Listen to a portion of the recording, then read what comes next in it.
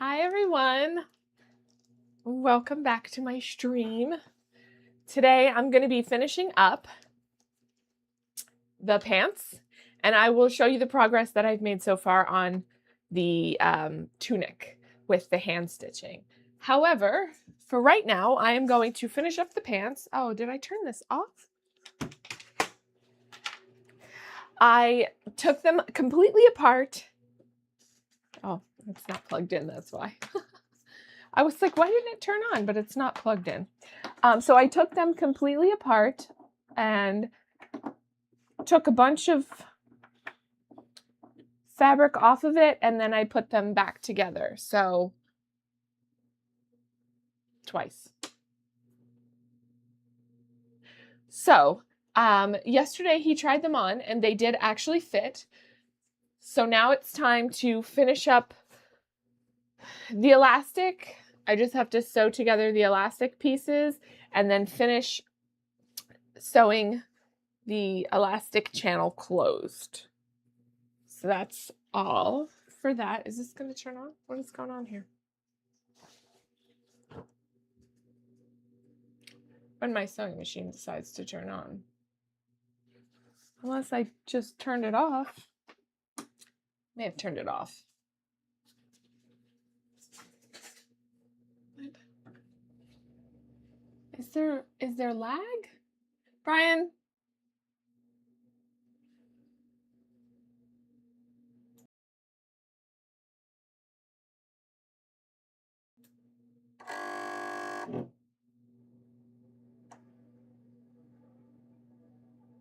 Okay. So I'm going to just do a zigzag stitch around a square of the elastic, and then I have to do straight stitches here to hold it in place, and then straight stitches along the bottom part here.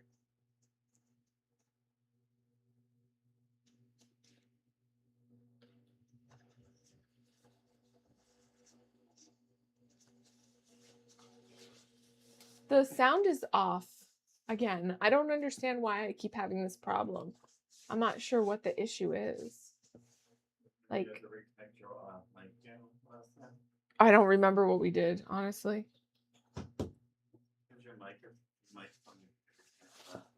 Oh, maybe. The video's fine. Yeah, it's just the sound is not matching up with the video. As I speak, I can see my mouth moving, but it's not in sync with like what I'm actually saying. I don't know. It's off. You see what I mean? Yeah. So the easiest way to tell is if I do this, well, that's the wrong one. I know, and it doesn't fix it. That'll tell you right now that it's.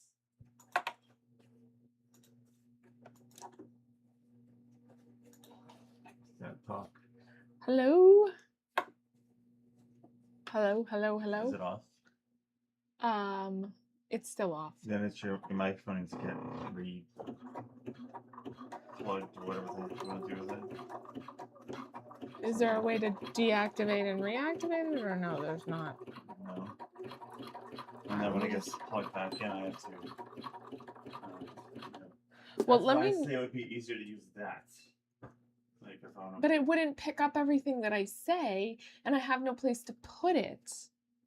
I understand what you're saying, Brian, and. Is that plugged in the computer? You don't have to worry about everything.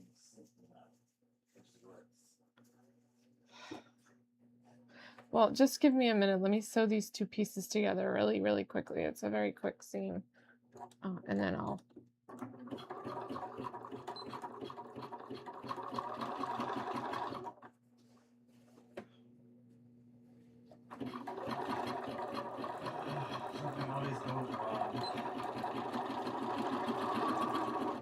Story of my life.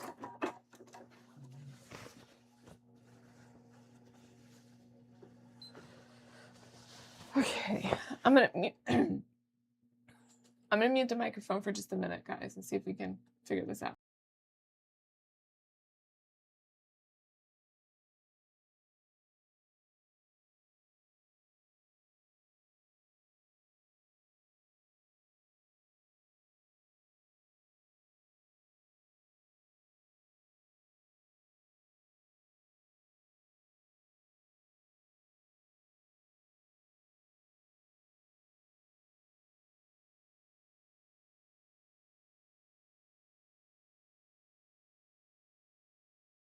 sound is if it's going to be synced up.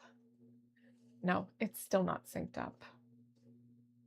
Unless I need to turn it off and turn it back on. Do you want me to try that? Go for it.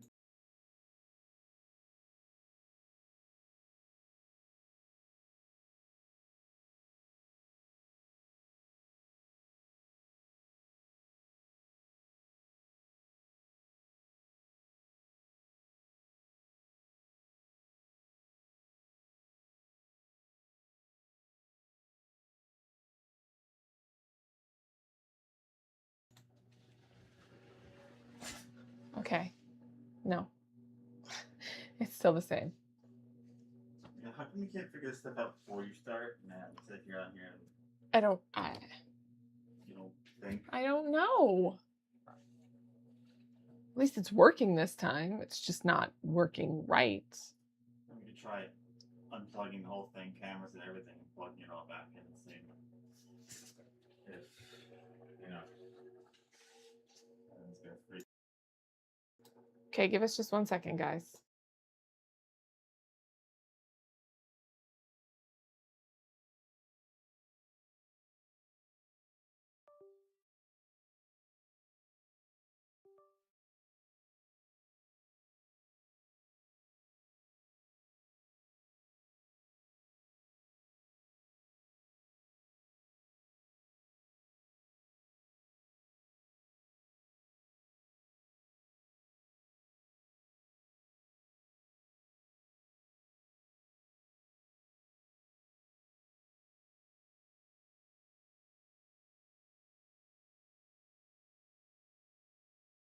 Having the last time, and I just ended up leaving it because I couldn't figure out how to fix it, and I'm not really sure why. I mean, I could plug the other microphone in, but then it would just be the microphone, and then I would have to make sure that I'm talking loud enough that people could hear me because I can't put the mixer over here too. There's just no room for it. I have no place I can put it. There's no room for it here. You don't need to. You can just pull this cord over here. Across the room with the microphone. But then I have to turn the gain down because the gain is too high. It's not plugged into my computer from there. I'll say the computer's over there. Yeah.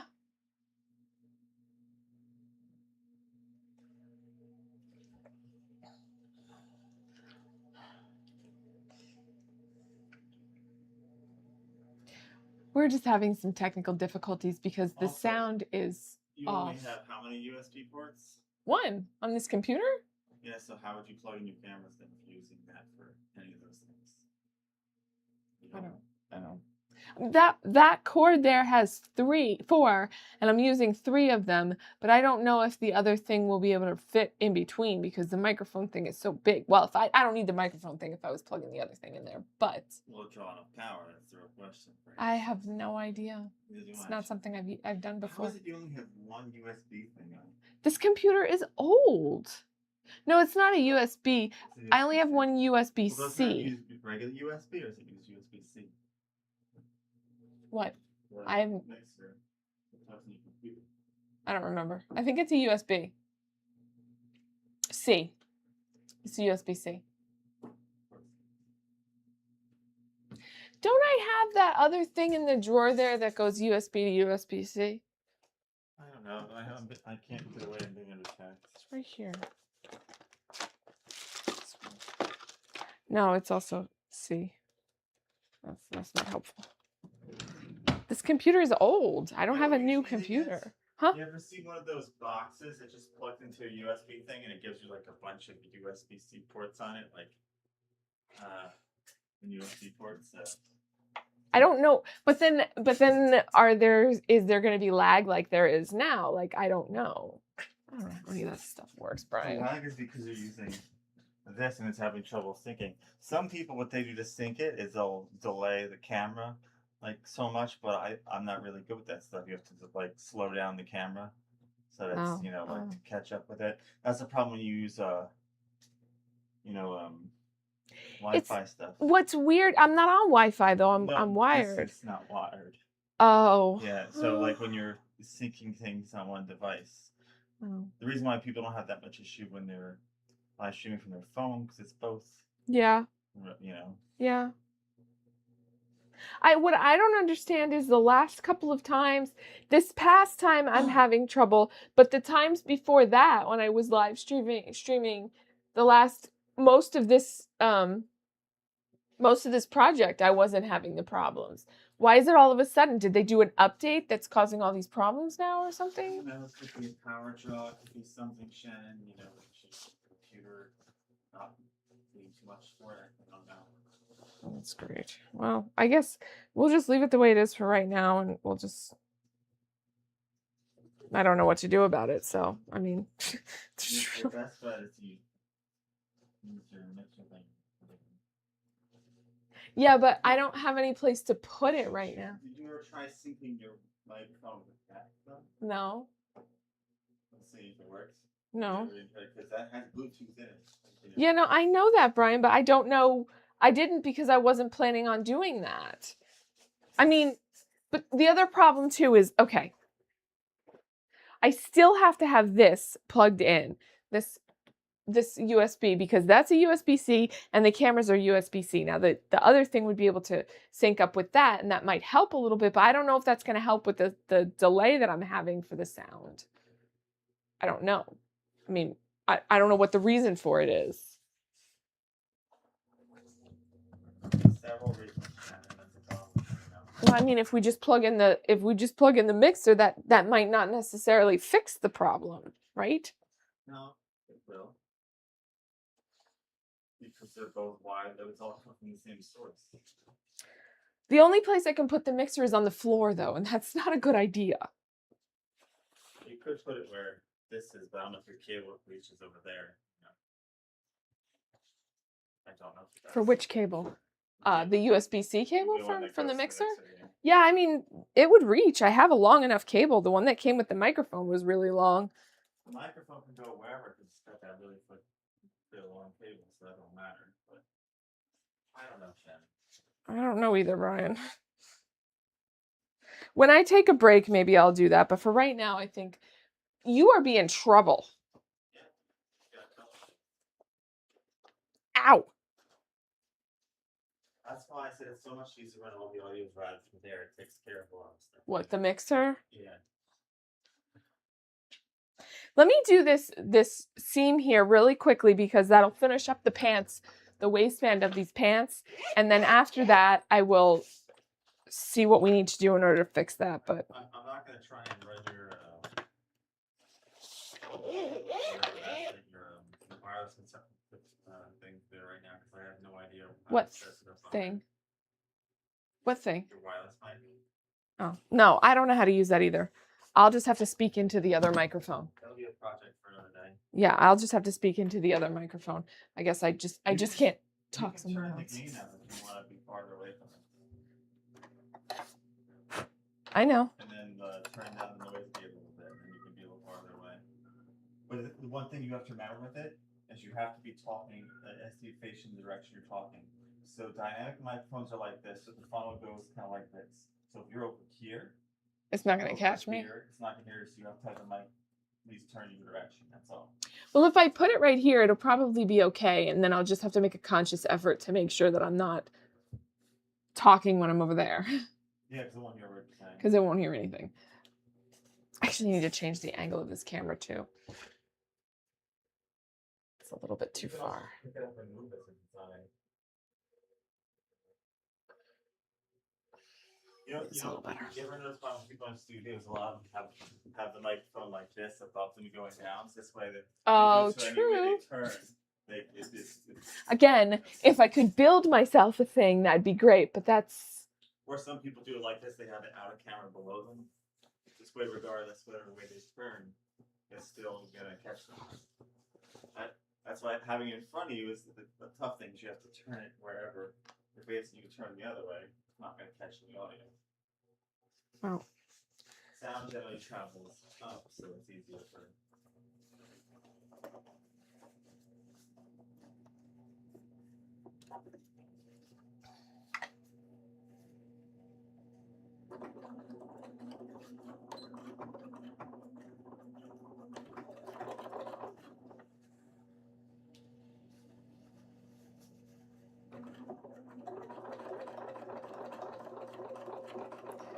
hope I'm catching this underneath here. You should instead for the cameras use Elgato's things that you can either clip at the table or the wall, and you can. I don't trust those things to hold the cameras, and I'm terrified that they're gonna fall off.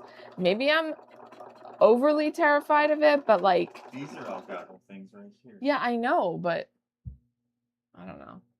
But then where would I put my lights? On a different one. They sell them. Like, they even sell ones that turn out, and you can have them turn sideways, up or down. You can look down. I know. But this way you have more room. It's pushed up against the wall, right? You can move. You don't have to go behind it anymore. You'll have all those stands in the way, all those tripods. Just turn things. Wild, right? You want to trip around tripods all day? What was that? I'm interested. Sometimes they won't understand. Hopefully it was nothing. We like to make things different, right? No. What the hell? I don't know. No? No, something. It didn't catch the bobbin thread. That's fucking weird. Oh my god. Do I not have any? I just refilled this bobbin. There's no way it's empty. It's empty to me. Oh my god, it's. Oh my god. You just sewed nothing for like 5 minutes? I just sewed nothing. I didn't realize I had used that much bobbin thread, I guess. These are big bobbins, but I didn't fill it all the way up. That's right. The question is something else you sewed? Did you not finish? Because No, it was this. No, it was just this. Yeah, but This is finished, see? Okay. Well. I guess that's where I ran out of bobbin thread, but like...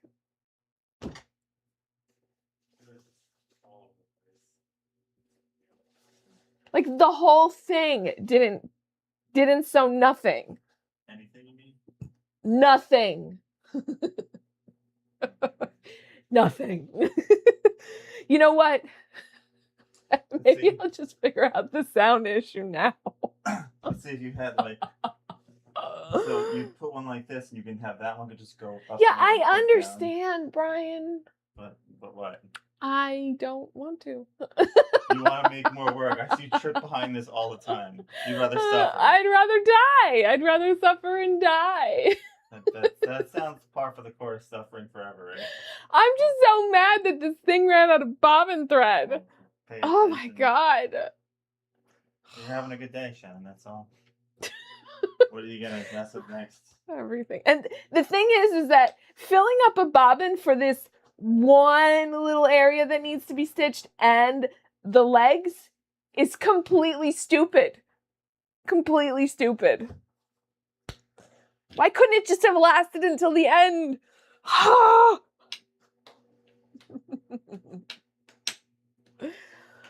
Well, I think with that, I'm going to take a quick break and try to fix the sound issue that we're currently having and pull my mixer that I just got over here and get the dynamic microphone that I used for my voiceovers, because I think that is part of the reason why we're having so many problems with it. So yeah, I'm going to fill up my bobbin and take a quick break to do that, because every time you run out of a bobbin on this machine, you're supposed to clean and oil it, and I haven't done that when I filled up the last bobbin, so I really need to do that before I come back and sew anymore, or else I'm probably going to destroy my machine, so I'd really rather not do that. So we'll be back in like 10 to 15 minutes. We're going to try and... Sure. Okay, we're going to shoot for 10 to 15 minutes because Brian is telling me that that's unrealistic. But I'm going to shoot for 10 to 15 minutes to get all the sound stuff situated. And then, I mean, cleaning the machine and redoing the bobbin is not I can do that on camera. That's not a big deal. So just give us a few.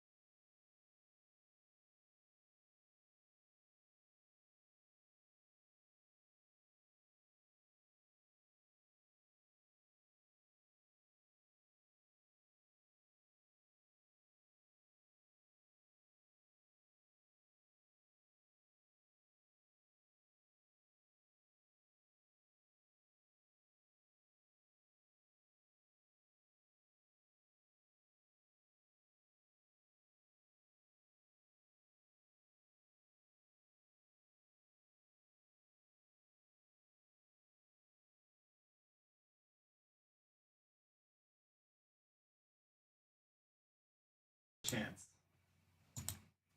There was a chance I'd I'm beat gonna you. push the stupid in the middle of talking. Okay, guys. So I'm hoping that we fix the sound issues.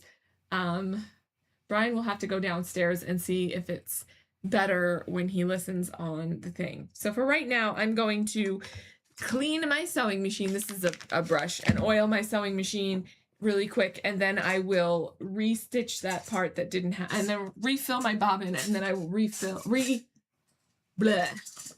restitch that seam that I stitched with no bobbin thread. So be here and here and here. No, that's not what I want. Nah. Sewing machine. Back one. Back. This one. Clean. It tells me, what I like about this machine is it tells me exactly what to do when I'm cleaning it. I clean around the needle. I have this big, like, it's almost like a makeup brush, but it's a sewing machine brush, so it's pretty cool. And then I clean around the stitch plate. And then it tells me to push the scissor cutter button because that brings the thread cutter over. Wait, cut the thread. And then you can clean like in there. Actually, it's not too dirty, honestly, right now.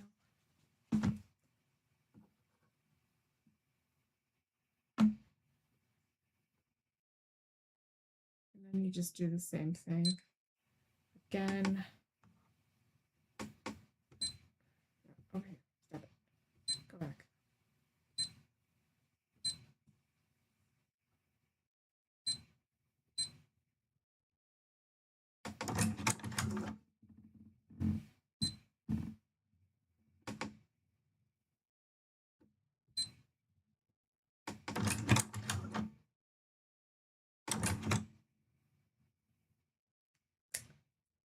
It unthreaded my needle, but that's okay. It's easily fixed. I probably shouldn't have had the needle in there anyway, but okay, so that is done. Now I put the stitch plate back on.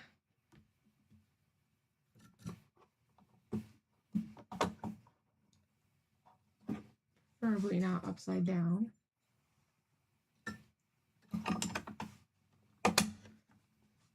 And then I'm going to oil it. So I have my bobbin case out already. I open this piece up to pull out this, which is where I put the oil in. And I have this little itty bitty oil thing so that I can just put one drop because sometimes it will just put too much if you use the one that comes with it. The little dropper that comes with it. This is like a needle nose dropper thing. And you guys will have to let me know how it sounds. Oops. It's actually still giving me too much.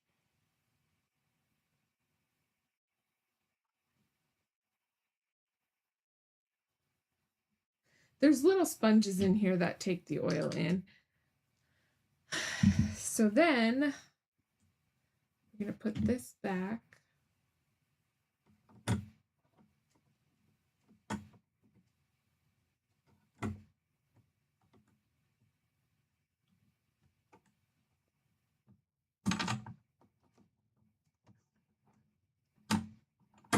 Sometimes it goes right back in, and sometimes it does not. Today I'm having a little bit of trouble with it.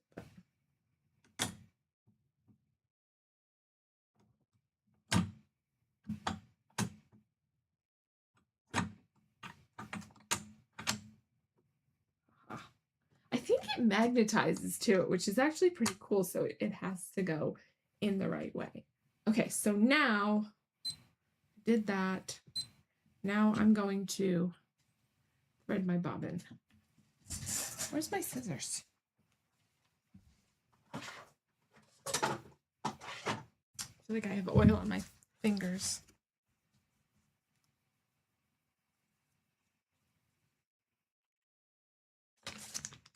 This is the brush that I also use to clean my serger off, like all the nasty threads and stuff.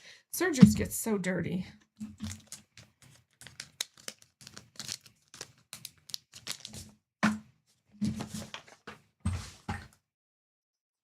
I don't want to fill this bobbin completely up because I only really need to do about 3 seams on here. One, this small seam, and then to hem the pants on the bottom. So I don't want to go super crazy with the bobbin thread because I don't need a full bobbin. I just need a little bit.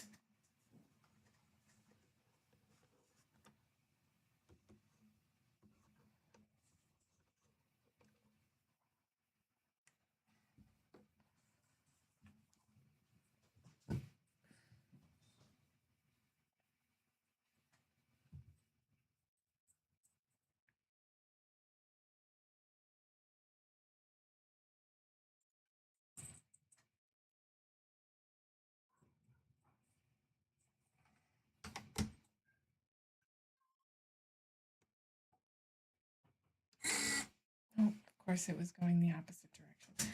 That's okay. I just need a little bit of bobbin thread. That's probably good. I don't need to go nuts. Like I said, I only need to do a few seams. I don't want a full bobbin because I don't know that I will need this color thread again. Actually, that might not be true. I might actually need it for the shirt. Well, I can refill the bobbin later if I need to. It doesn't really matter. I just don't want a full bobbin thread right now.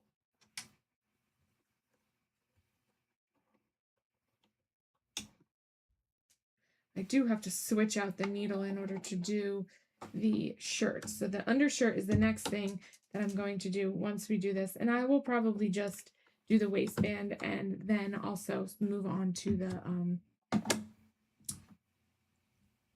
the shirt, because the pants, I have to actually make sure that they're the right length before I hem them. So those are probably going to be off camera, because he's going to have to try them on and I'm going to have to measure where I want it and all of that good fun stuff. Okay, so now I'm going to repin this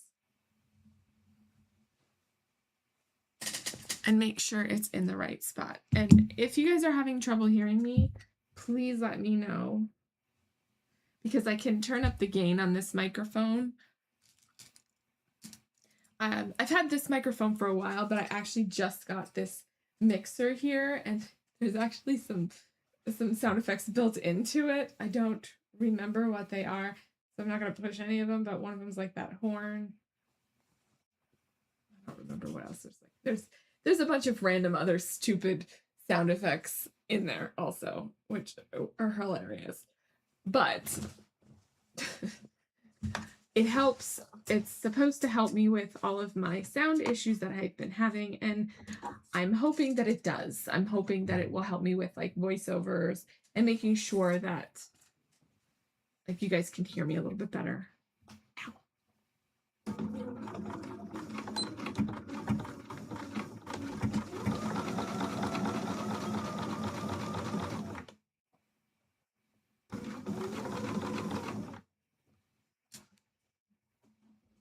So normally I don't have trouble with that a wireless microphone. When I'm attaching it to the camera, it works perfectly. The sound is great, but for whatever reason, whenever I do a live stream lately, I have been having problems with the sound on it, and I'm not really sure why.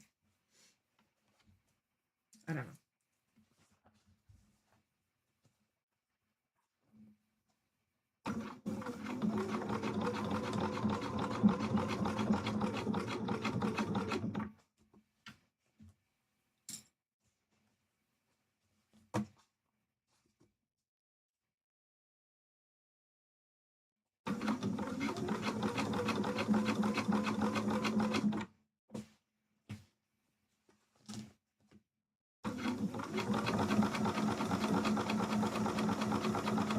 And apparently it can also plug into the mixer, that microphone that I have, but we're not going to mess with that today because we don't know how that works.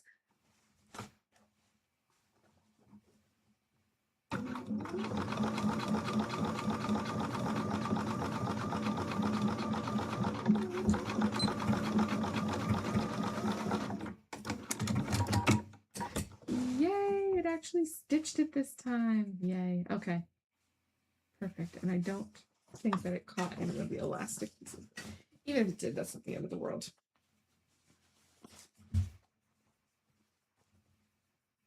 I was thinking when I was sewing this together that maybe I should have used some thinner elastic, but the thinner elastic was like a 1/2 inch thinner and it didn't fit in the channel properly, so I decided against it. So right now I'm going to stitch just a line down, a stitch in the ditch on this side seam here for the elastic to kind of hold that in place, back and forth a few times, to make sure that this elastic stays, it doesn't bunch up and stays where I want it to.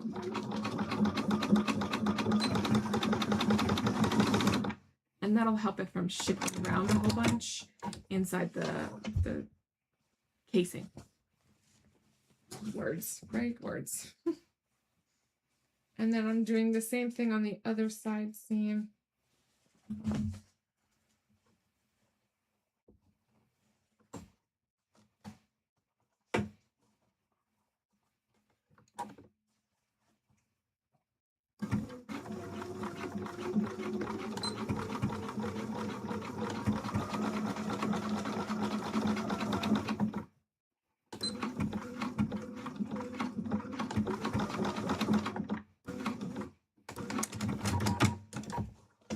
Okay.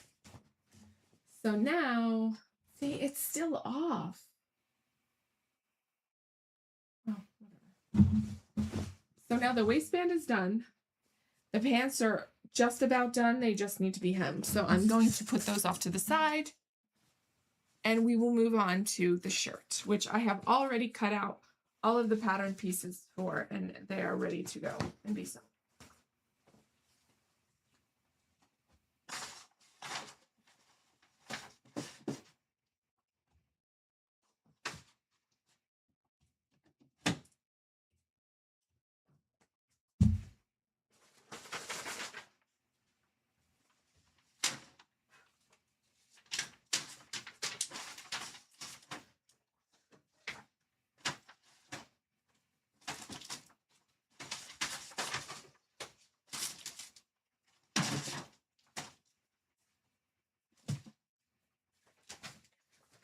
Okay, let me clean up this area really quickly. I don't know if you guys can hear me from over here because the microphone is pointing in the other direction. Maybe that's a little better.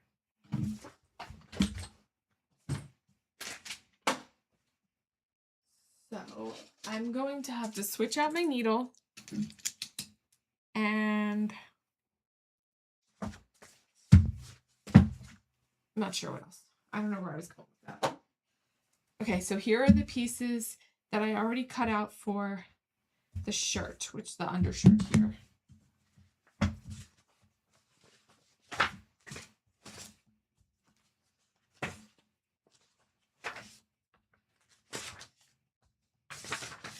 And I am still working on all of the eyelets for the tunic. And I'll get that in a few minutes to show you guys where I'm at with it. Okay, so shirt.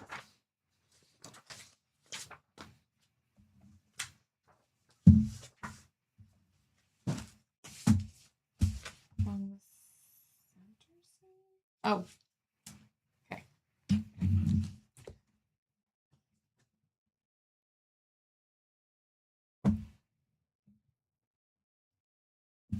Sleeve.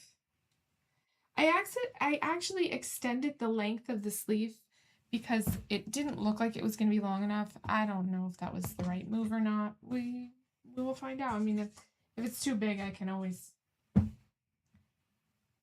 take it in, right? So this is saying, with right sides of the fabric facing, sew together the undershirt front pieces along the center seam, stopping at the pattern marker.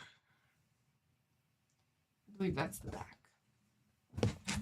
This is the front.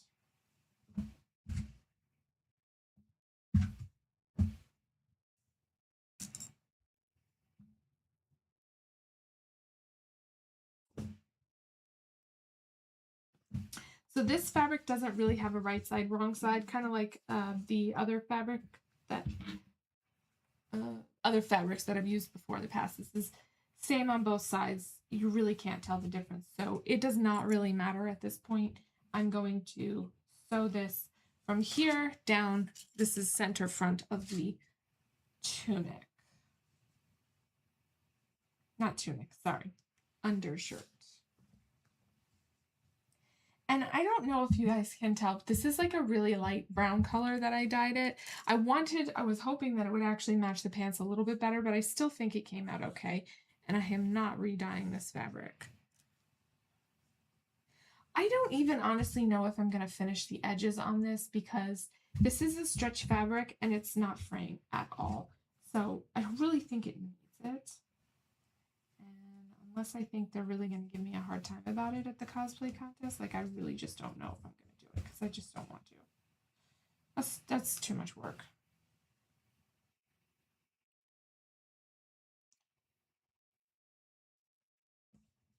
Okay. So now I'm going to switch out my needle to a stretch needle because this is a stretch fabric. So I'm going to quickly switch that out and my presser foot because this is the edge stitch foot. I don't need that one right now. I just need the normal foot. I think I can hold on to this needle for just a little while longer. I think it's not dull yet, so it can probably be used. So what I do when I am not done using a needle, like I'll put it back in the thing, but I'll turn it around the other way so that I know that I've used it before, but that it is, so, but it's not like dead. I don't know which one of these I use. They're all turned the other way.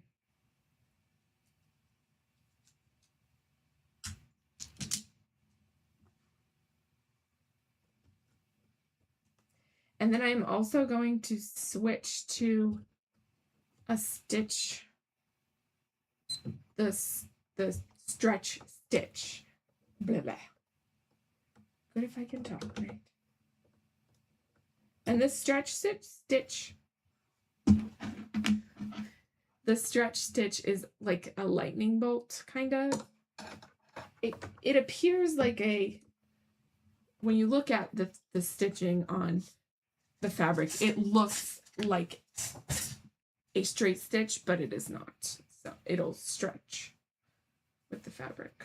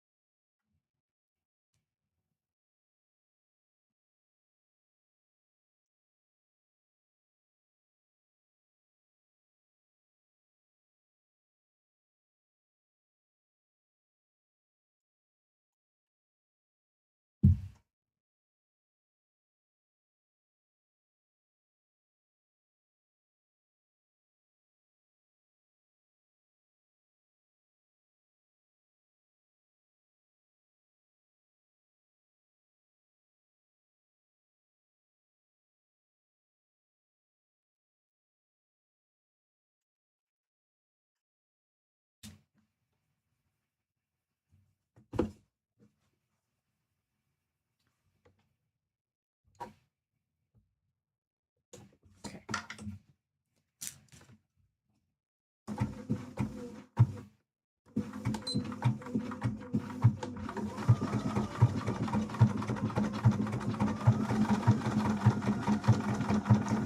When it's a stitch like this, it kind of takes a while for you to like stitch them. Ooh, but it's also getting stuck.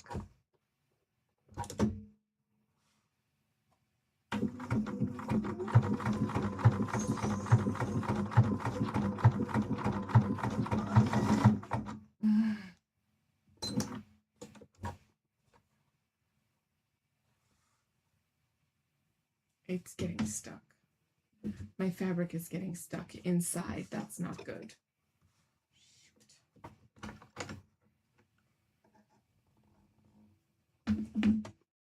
Oh no, I don't have enough fabric to fix this if it rips. it's shoving it down into the needle plate.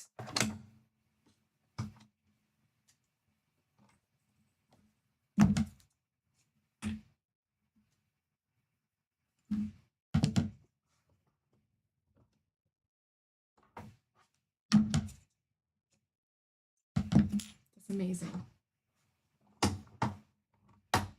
Not really. Oh, okay.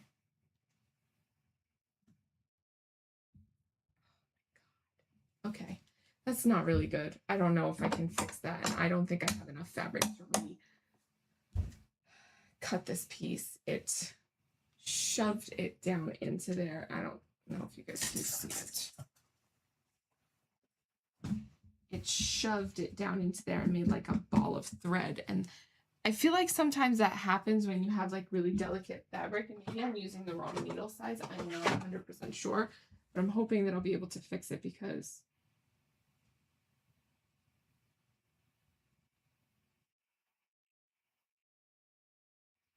I don't want to have to redo it. And I know I don't have enough fabric left to recut these pieces.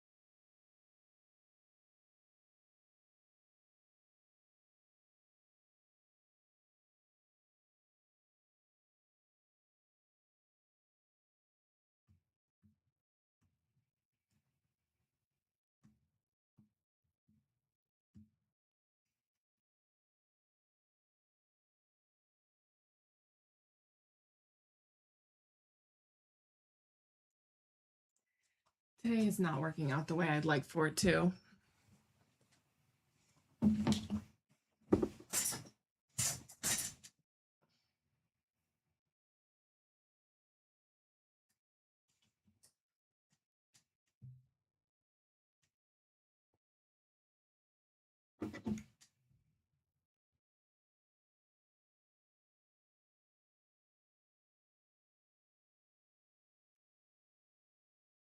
It's literally like a ball of thread.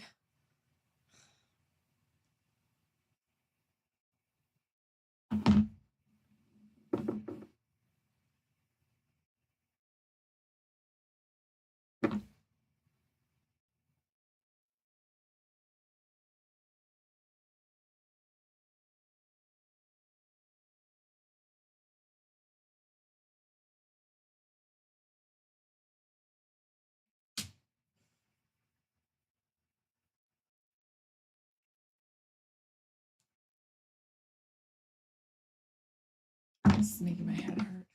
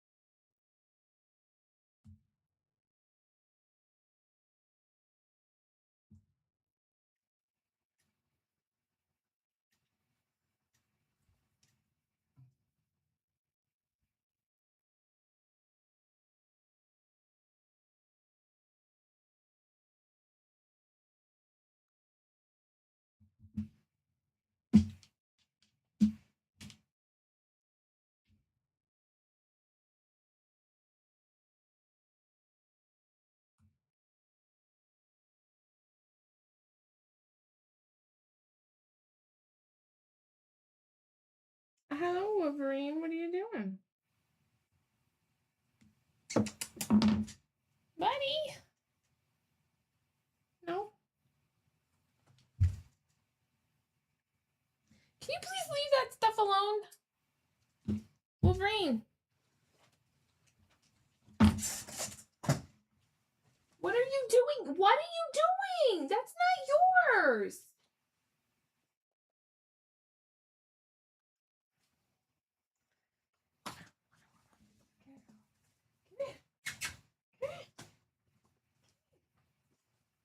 Bad boy.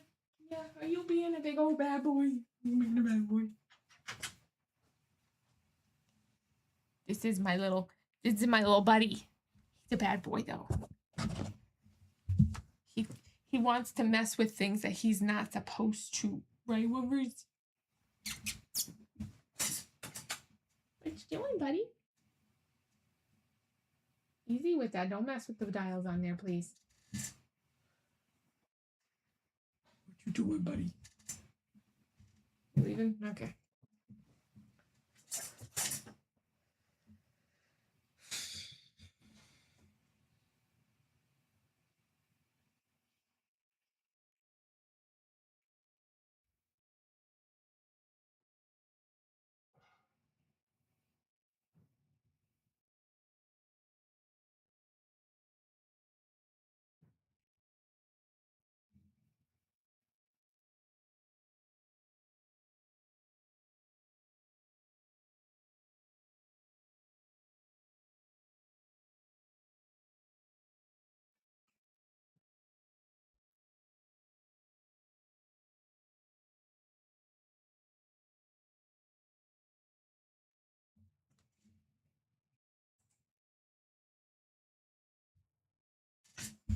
My eyes are like crossing. I can't even see what I'm trying to do.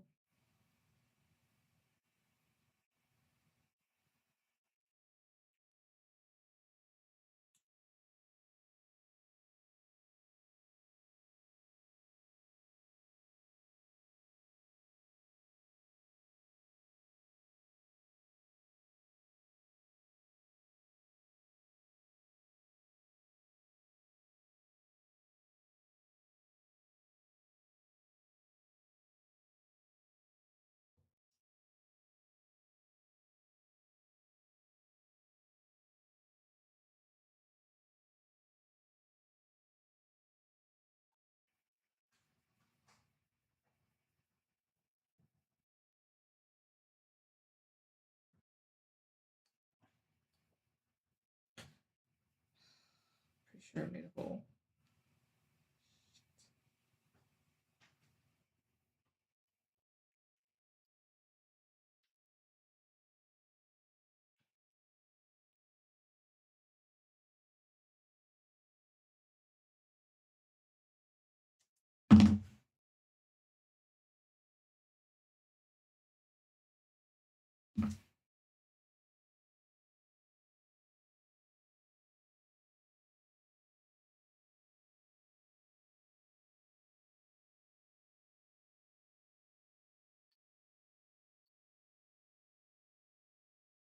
Yep. There's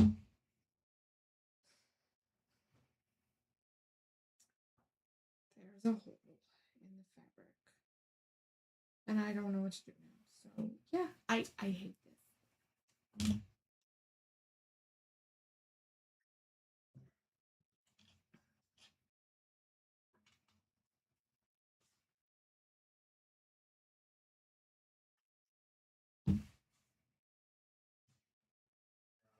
It's irrelevant now.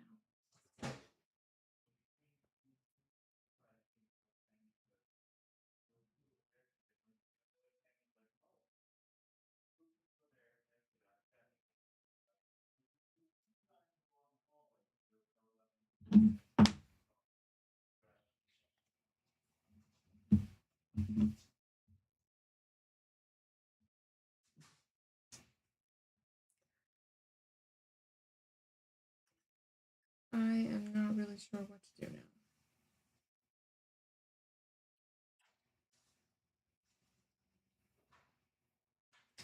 So one side of it has a hole, and the other side also has a hole, but it's not as bad. I don't understand why it didn't stitch. I'm not really sure what's going. Why it wouldn't go? Why it was shoving it down in the hole instead of like going.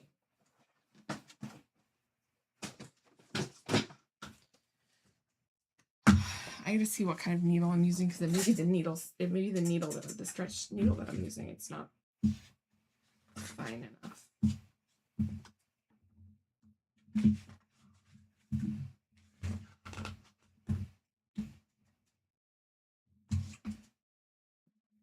Yellow and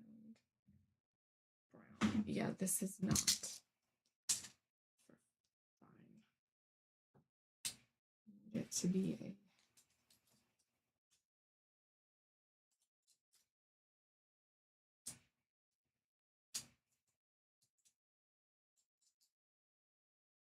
oh, they're all the same.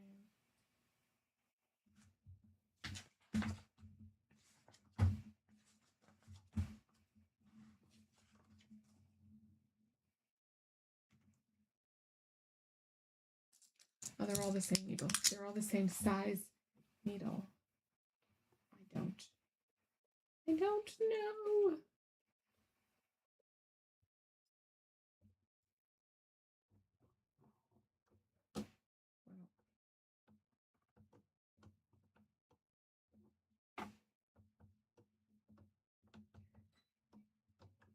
I might just make it a little bit bigger, like a little bit bigger of a seam allowance in the front here, and then the sides I'll just make a little bit smaller of a seam allowance because I'm quite frankly not really sure exactly what happened and why it got all caught up.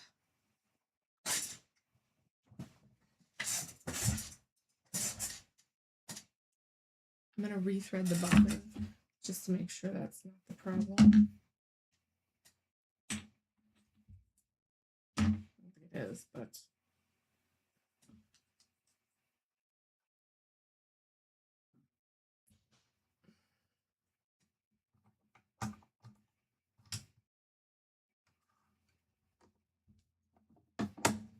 it could have been.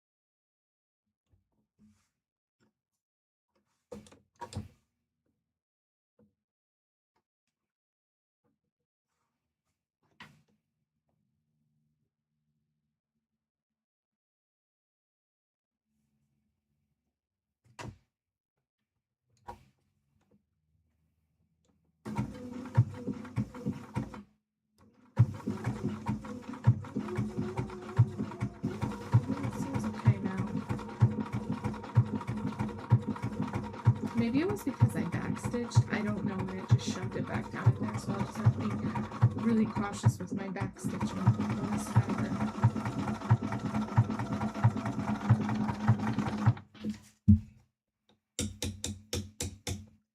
Also, I'm releasing some of the presser foot tension because I think it's a little too tight.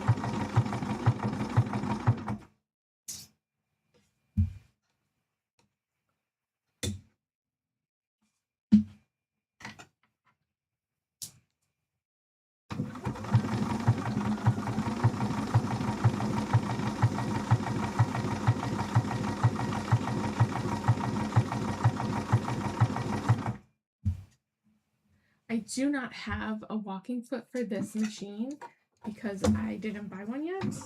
But that would probably be a good thing to have.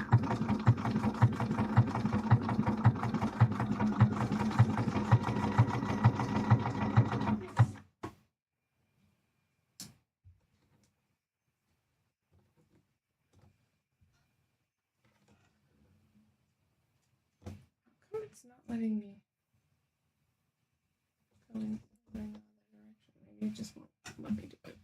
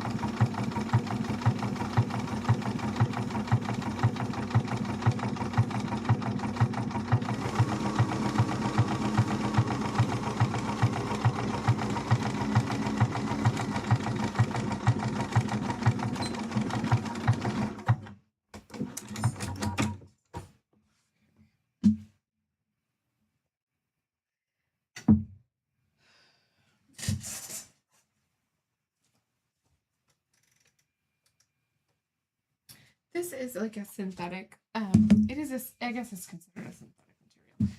It's a bamboo cotton rayon blend, something like that. It's cotton and rayon, I believe. So I'm ironing it on a synthetic setting, and I'm just gonna iron this side and then press the seams open because it's stretched out just ever so slightly, which is probably because of my pressure foot tension, and I don't have a walking foot, but it is what it is. Like there's nothing I can do about it. I didn't buy a walking foot yet. I need to, but I have not.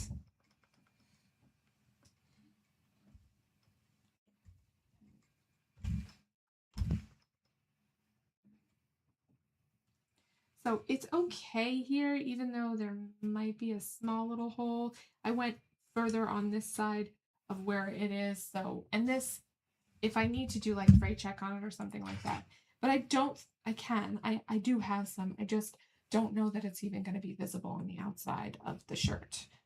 So, don't really know that I need to worry about it too much. And then I'm just going to press the seams open. It's kind of weird that this has a center front seam, and I don't remember that from the last time I made it, but apparently it's. If I had known that, I probably would have just done it on the fold.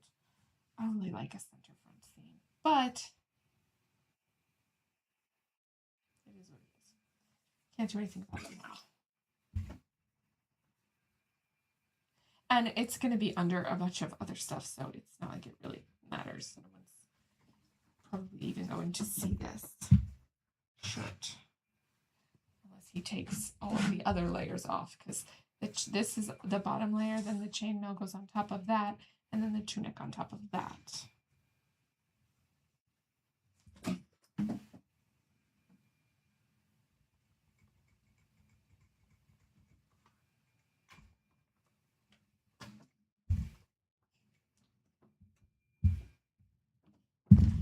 Let's see what is next.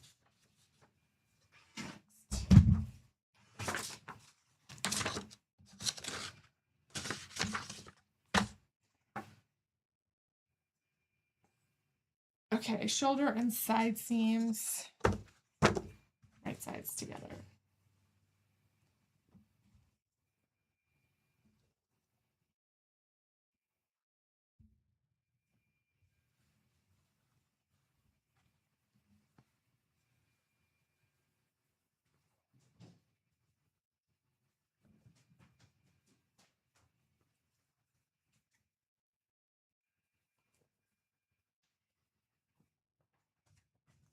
Morning. Afternoon.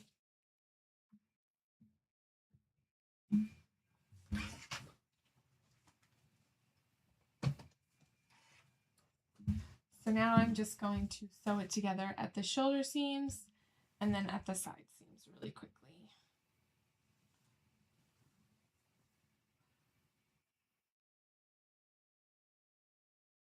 This should be a relatively quick project to put together. It really only has that seam, side seam, shoulder seams, and then the sleeves. And then it has a collar too.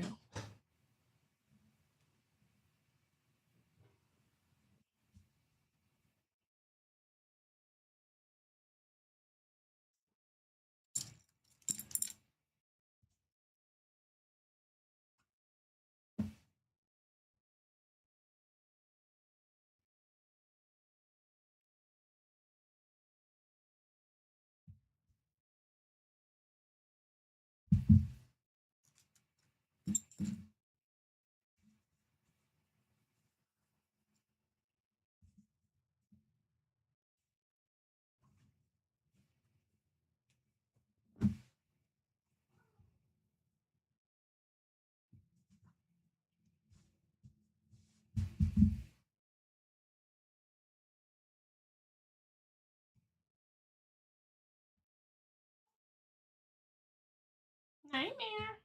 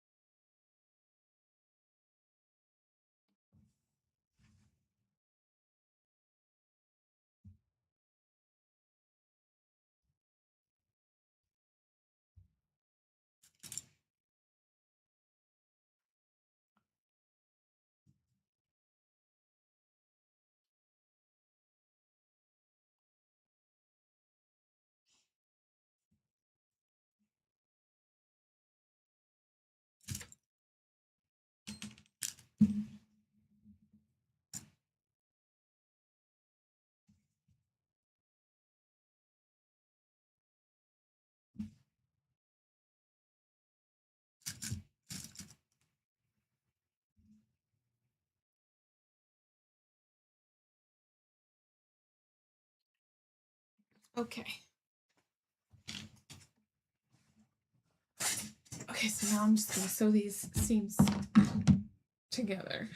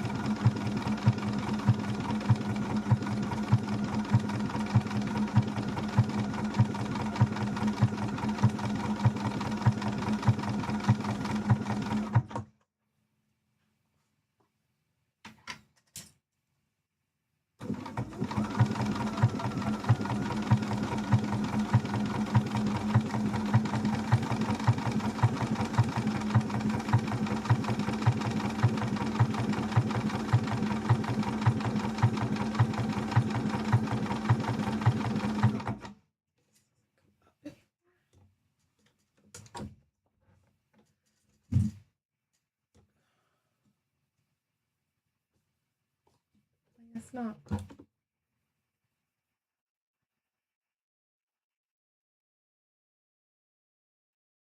It's supposed to. I can't get it to go further.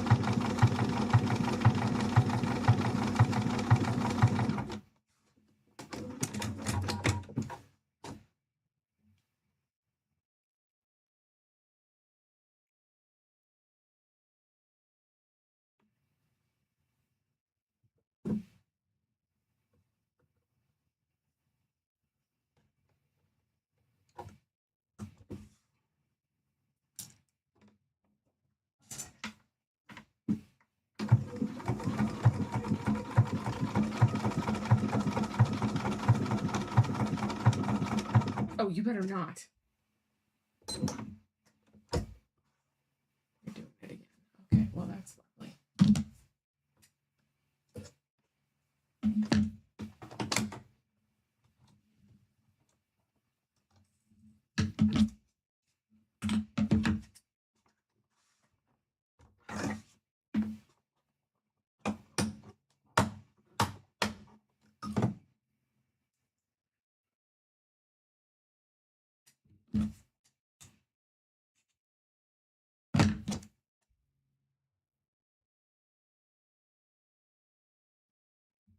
I'm not really sure why this keeps happening, but it keeps pulling it down into the stitch plate, and I think it's because it was on the edge this time. Last time it was not on the edge, like on the edge of the fabric. But it is making me irritated.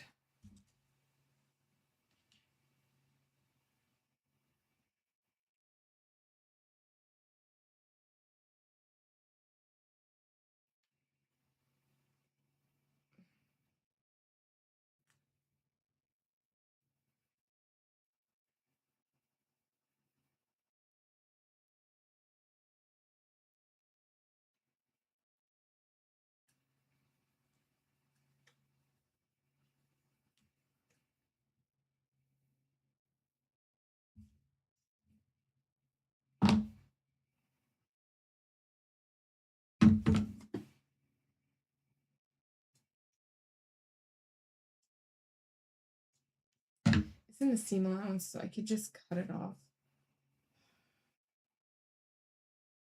Some of it at least.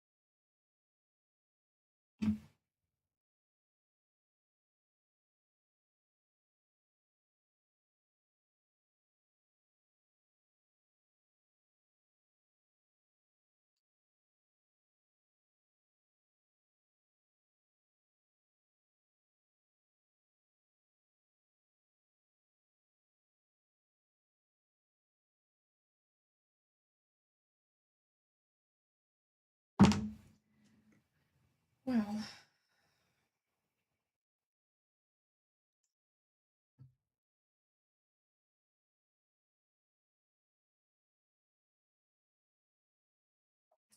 that's weird. I don't know why that keeps happening. I think I'm not sure. I have no idea. So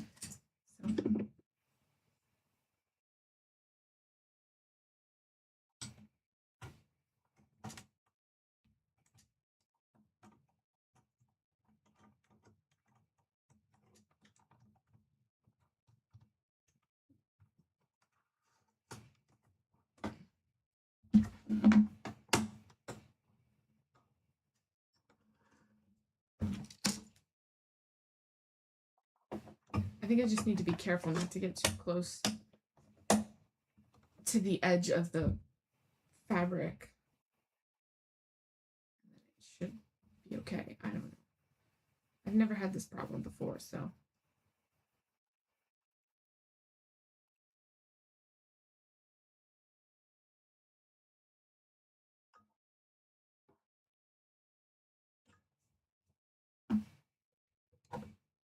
No, I don't have the presser for them though. That's why it's not.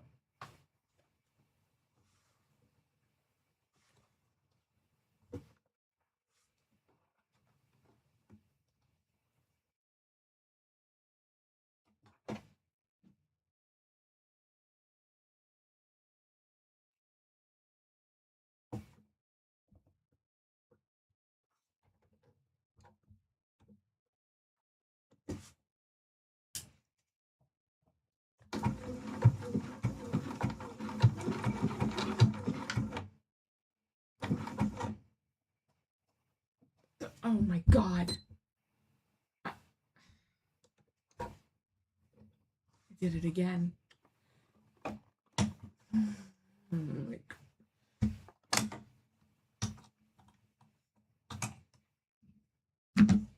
Something is going on with this machine, and I don't know what it is right now.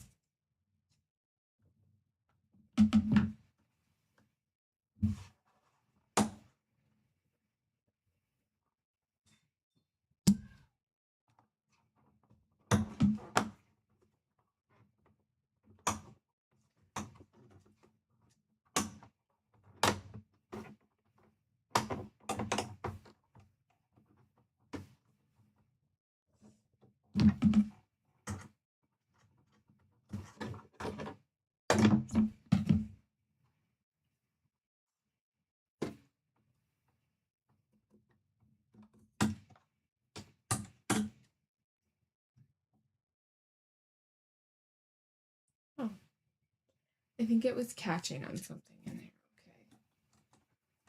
Okay. Hopefully, I fixed it.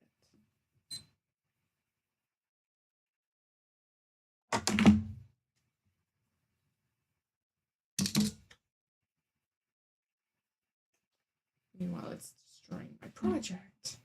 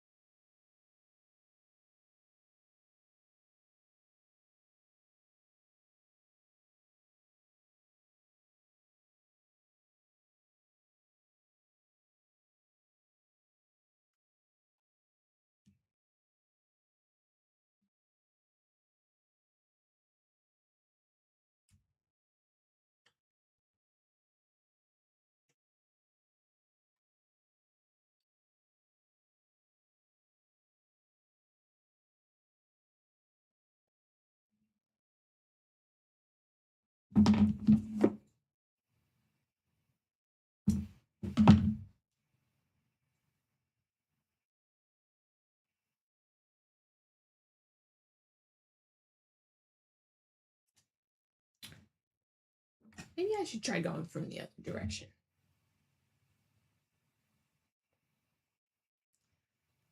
This side just clearly does not like me.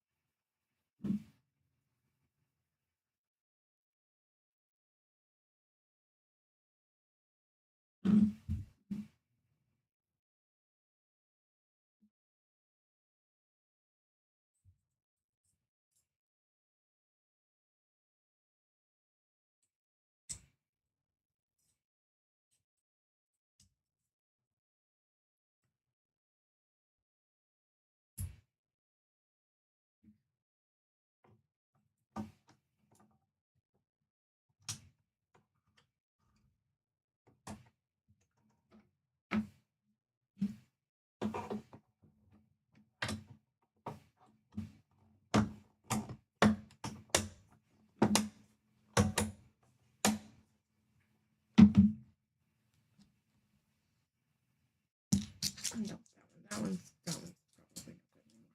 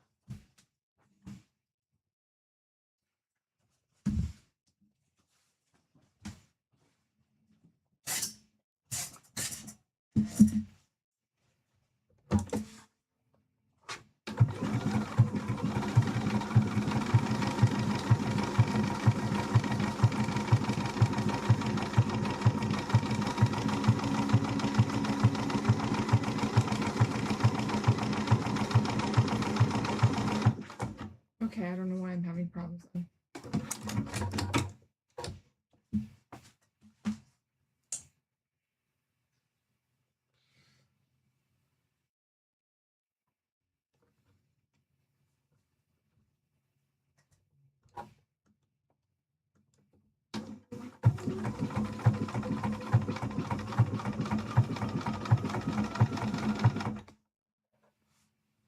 That's fine.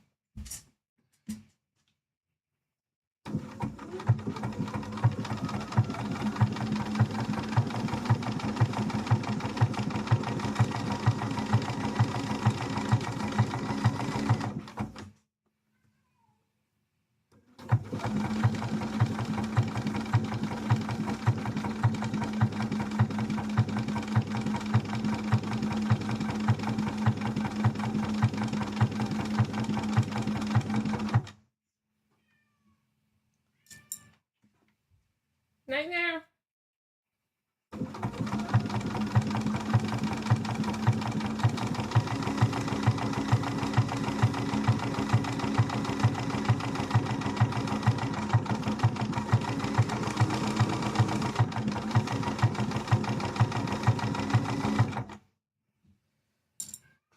Nightmare.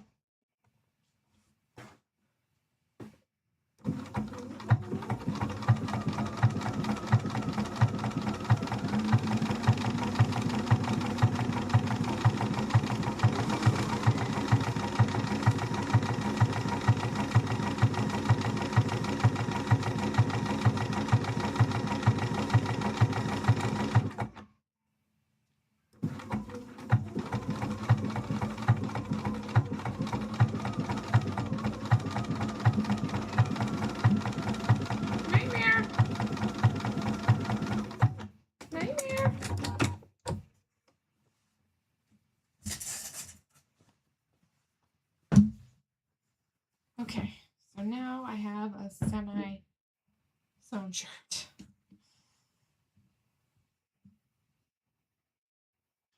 Okay, so let's see. I think the next step is to. Hi, Boo Boo. Hey, sweet boy. What you doing? Hi, baby. You say hi. You come to say hello, Mr. Mares. Okay, sorry, I poked you in the eye a little bit. Come here. Oh, you want to lay there? Lay there. Hi, sweet boy.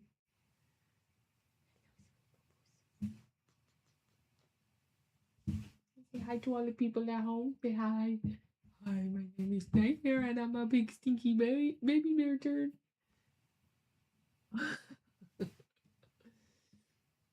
Hello.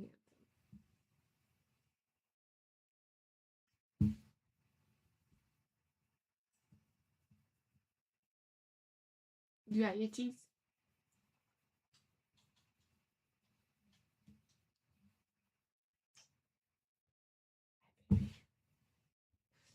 Hi, babies.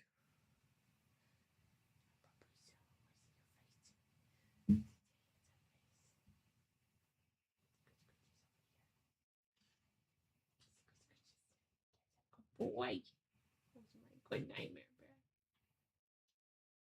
He's so happy. He's so silly.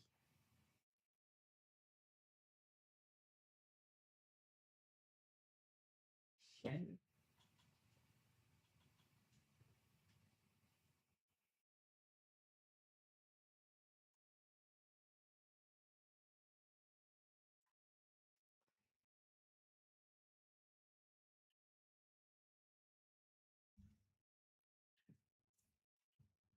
Can I have my hand back? Can I have my hand back? I love you.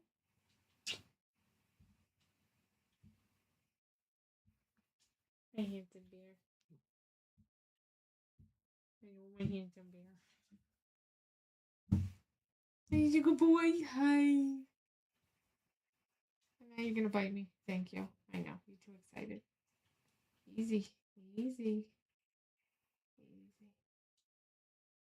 Can I have my hand back? I'd prefer you don't bite me. Yeah, I would prefer if you didn't. Ouch. Okay, okay, okay, okay. Easy. Easy. That's enough. I have enough scratch marks from you, you bad boy. Bad boy, bad boy, bad boy. He got too excited. And now he's gonna rip me apart. Well.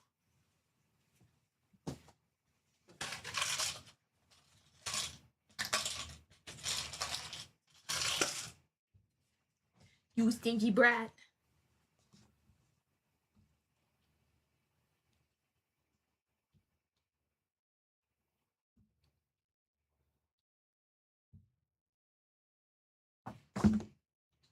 Next is the collar facing.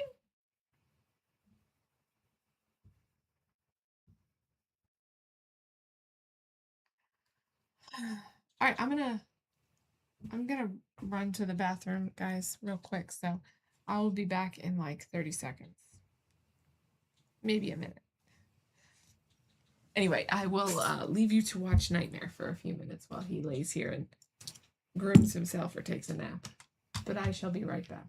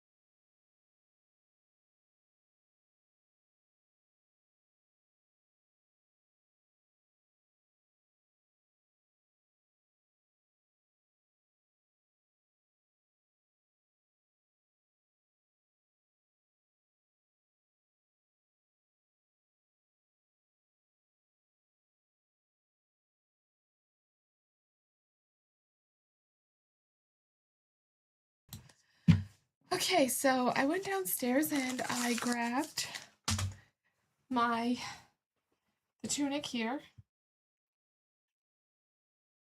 Some of these eyelets came out better than others.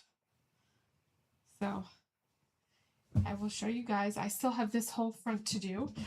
And I'm hesitant to make any holes here in any of the top stitching embroidery that I did.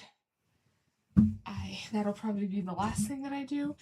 So here you can see I have my eyelets all the way down the front here. You can see there's a little bit of green thread in here, but I just used that to kind of hold it together before I made the holes. So it's all in the front. I finished the embroidery on both sides on the front, and the sleeve, under the sleeve here, and then this sleeve I think I just have one more hole to do. So everything else is done as far as the front, except for here. And then the back I have 6, 12 to do there, and then all of these. So still quite a bit to do. But I'm making progress, and like I said, there are some holes here, and then it's like three per row here, and then three of them here supposedly go through the top stitching, though I will be honest with you, I am probably going to try as hard as possible to maybe move those up a little bit, because I don't want them to go through the top stitching that I spent so much time doing here. It's not exactly top stitching, it's like embroidery that I did there, so I don't want them to go through that. So I may shift them up slightly to avoid doing that, because I don't want to destroy all the hard work that I did. So next we're going to put the facing pieces together. So let's see what this looks like. This is the sleeve. This is the facing piece. Okay, so this is probably the middle.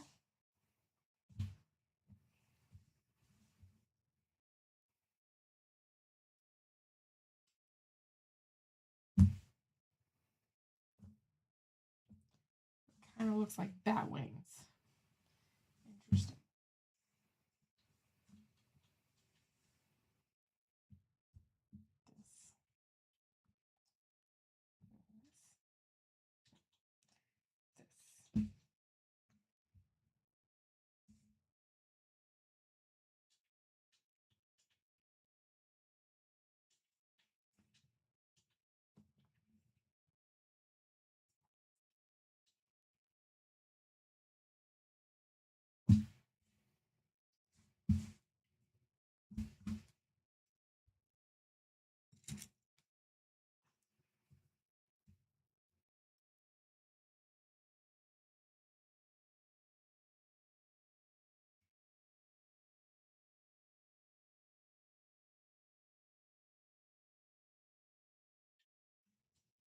I just want to make sure that I am putting this together the right way before I sew it together wrong, right?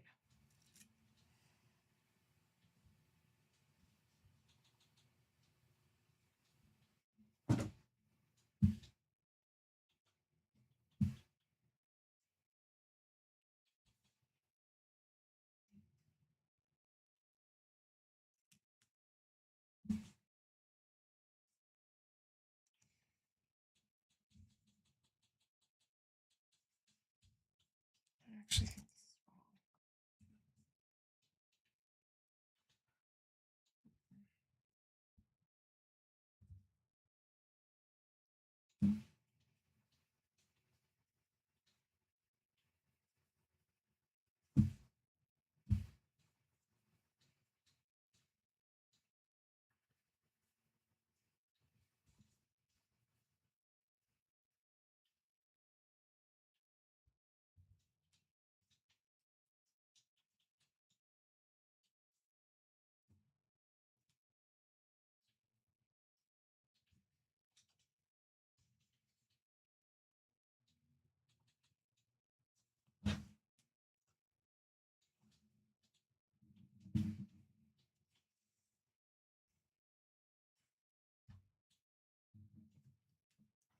Okay, I think that's right.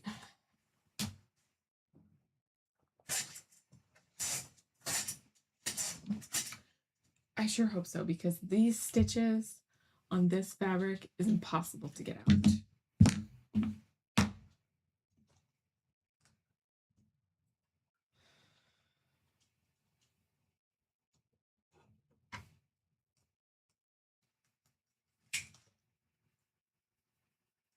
What? She's just sitting there. She's looking at you. Is that against the rules? What time do you have to work?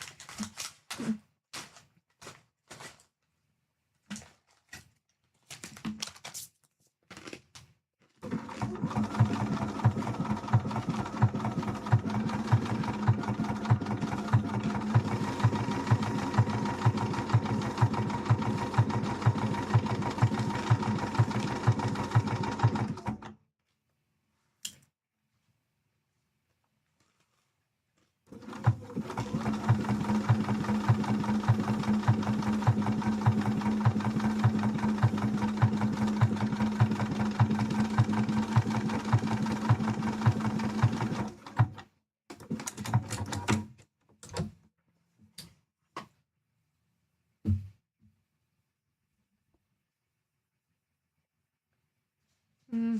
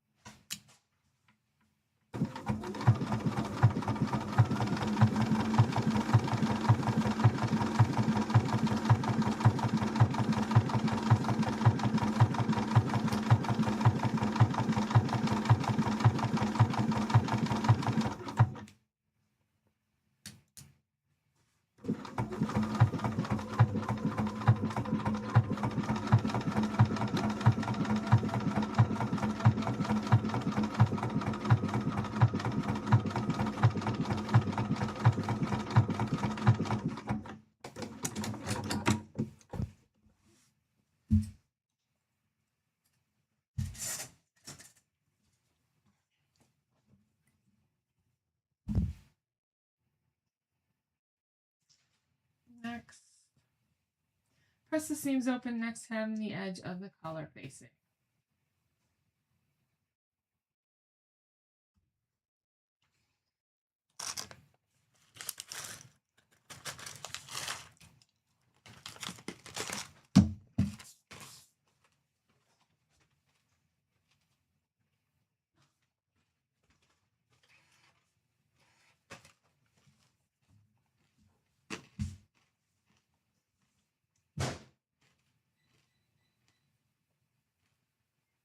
I think for this, I'm just going to run it through the serger after I press all the seams open, which was the edge. I think it wants you to do this bottom edge. Maybe. I'm not sure. I think this material is a little too thin to run through the serger, if I'm being totally honest with you. And I don't think my tensions will be right. I might have more trouble doing that than I'd like.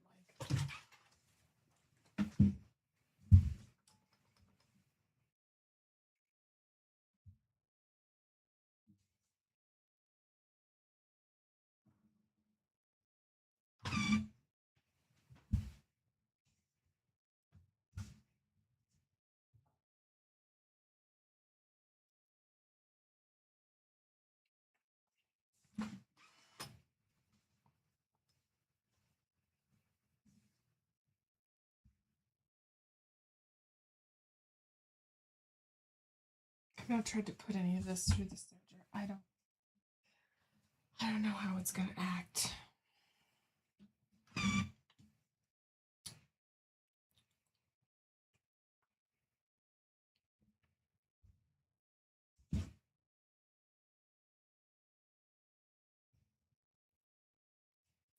And I don't know how to do a rolled hem on my serger. I've actually never done that.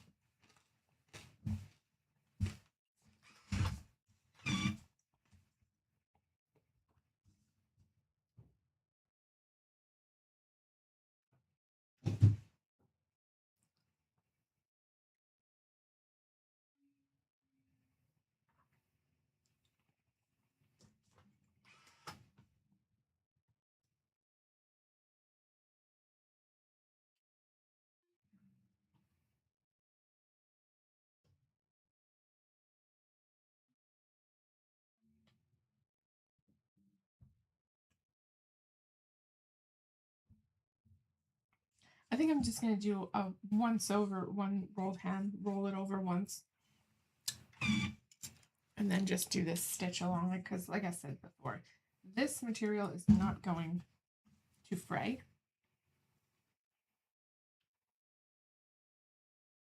So finishing it perfectly is not really a big, huge concern for me.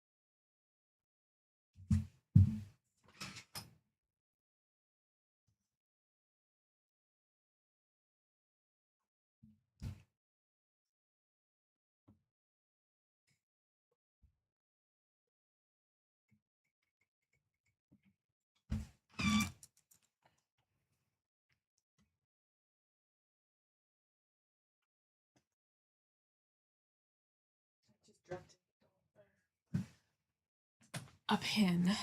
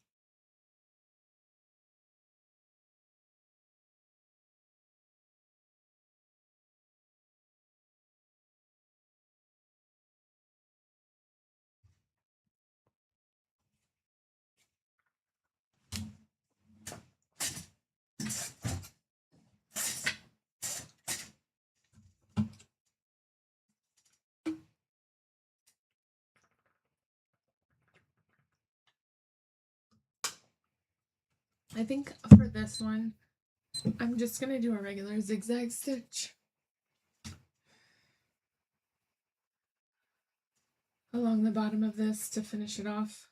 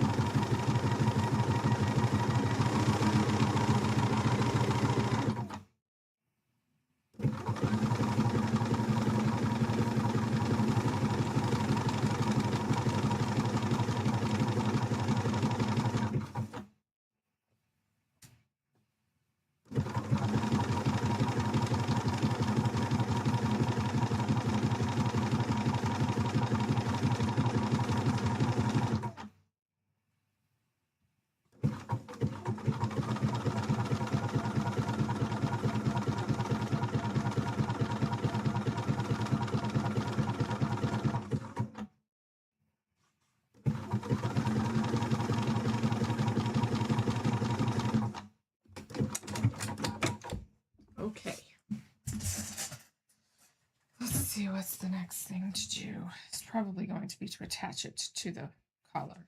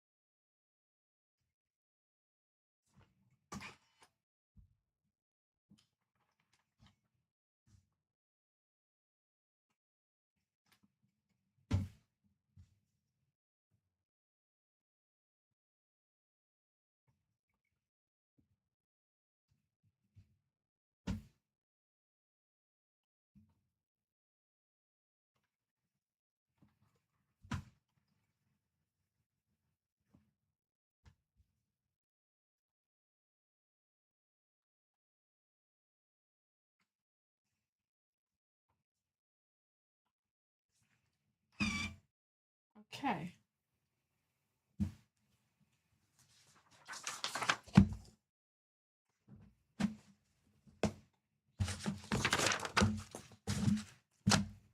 With right sides together of the fabric facing, attach the undershirt collar facing along the neckline.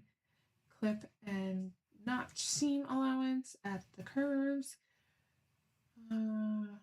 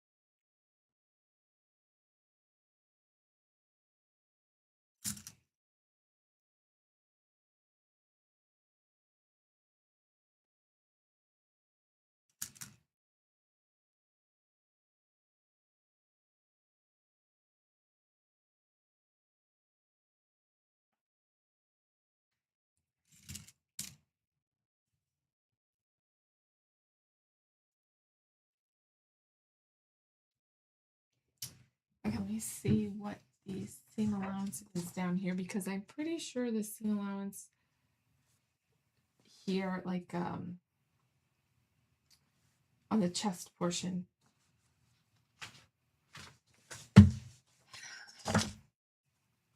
is less than 5/8 of an inch. I am going to have to go get the pattern pieces, so just give me 1 second. I'm going to go grab them real quick.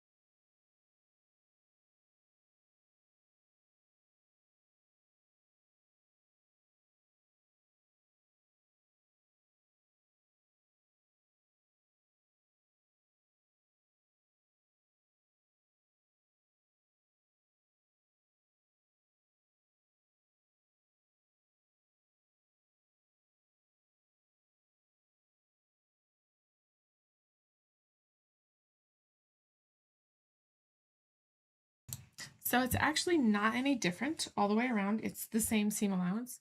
So we shall see how that goes.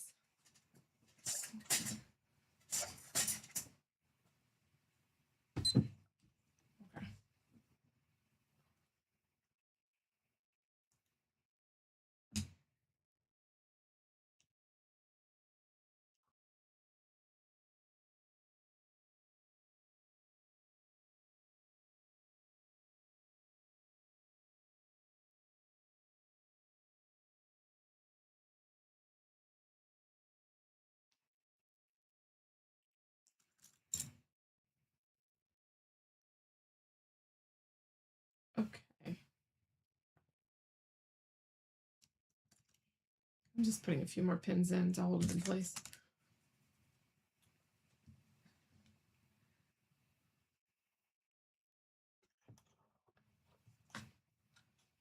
Hopefully I don't have any problems with it shoving the thread or the fabric into the hole again.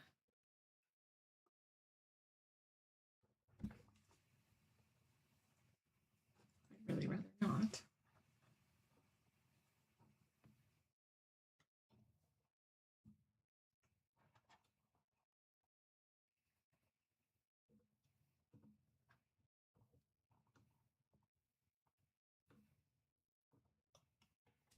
I think there is probably good.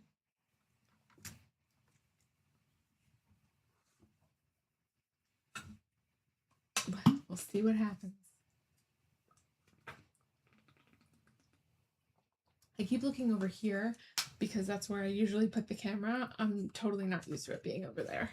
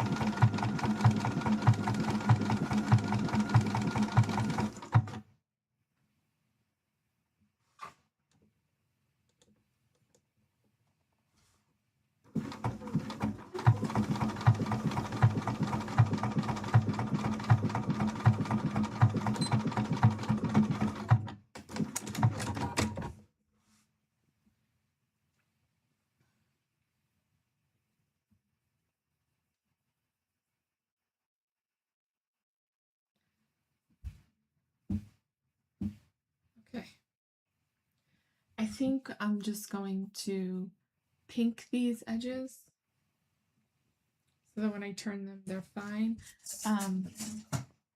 They don't really need to be finished, like I said. It's a knit fabric, but this is just to reduce some of the bulk. And I'm unsure what I'm going to do to try to get the collar to stand up, because it is supposed to stand up. And this material is obviously not going to stand up on its own. So I'm going to have to decide if I want to put like a piece of boning in there or what. I could do some sew in boning because I do have some. I'm just not sure how it's going to look. I might save that until the end, simply because I still need to put the sleeves on and see how it fits him first, and then we'll tackle any other finishing details at that point, probably.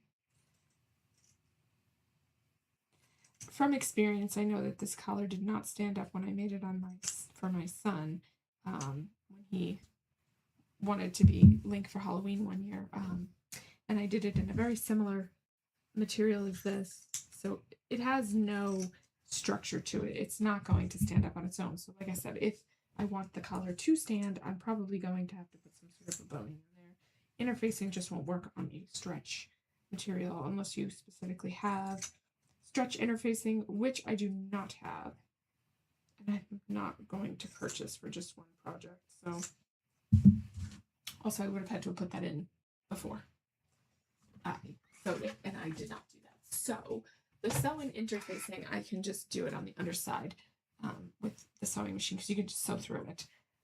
So I might decide to do that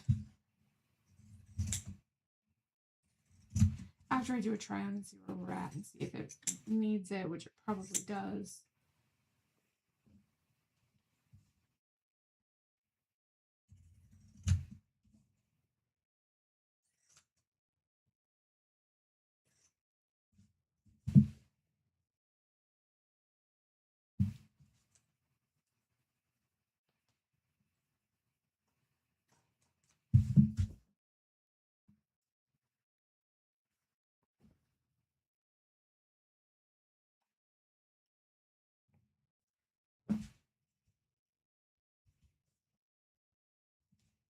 Or I could put it like right along here and right along here if I want, and sew it into the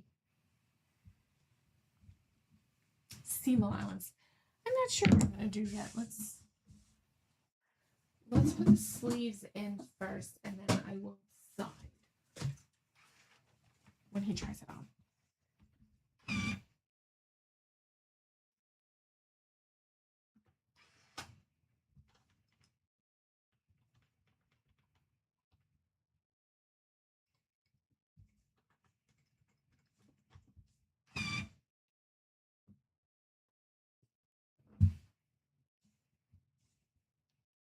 I was also thinking about understitching, but I don't know that that would be a good idea, because I think it will show regardless of where I put it because of how this collar is. So if I decide to do like the sew in boning, that'll be visible too. The stitching for that will be visible too. We'll see how it looks when he tries it on.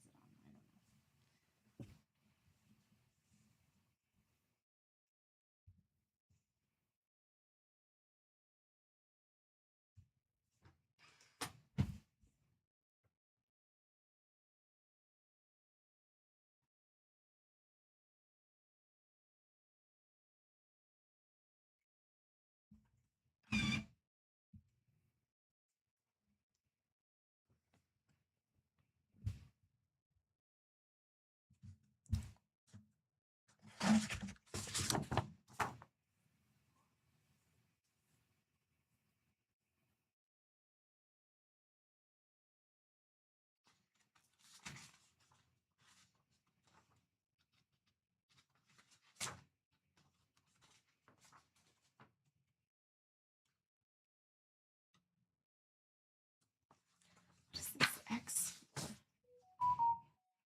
Oh, hook and eye. Okay.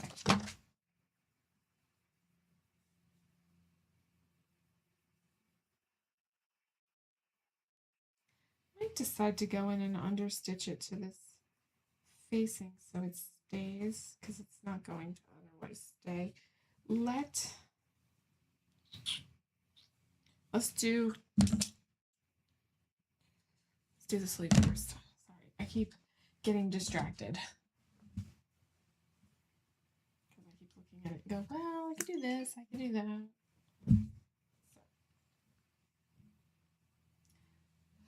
So in order to make sure that I'm doing 2 sleeves differently, I'm going to do it like this. One this way, and one this way.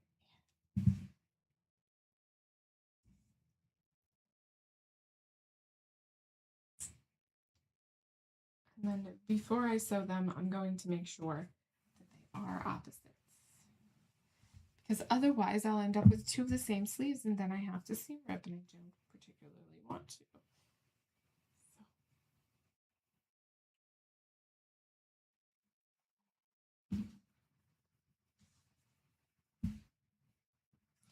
That's the same.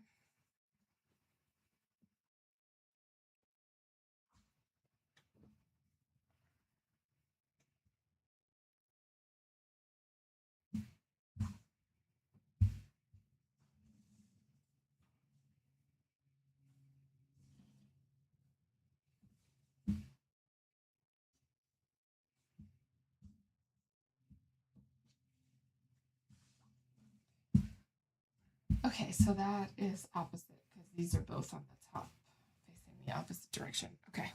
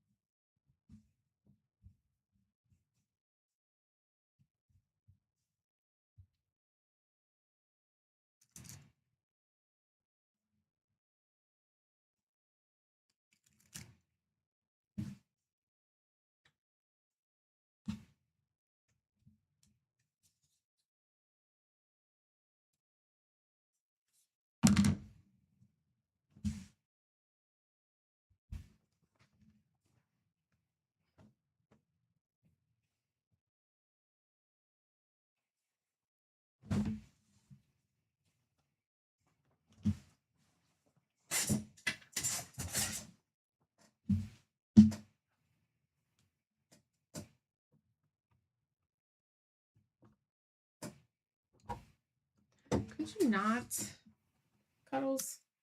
Stop it.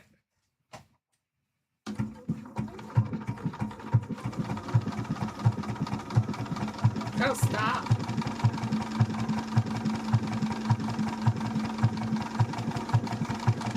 You're gonna hit something I don't want you to hit.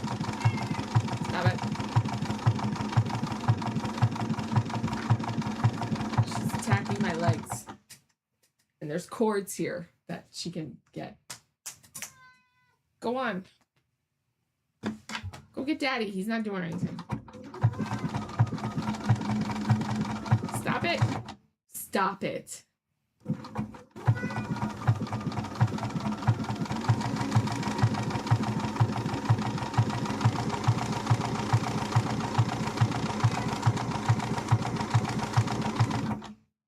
What? What'd you say? Cuddles.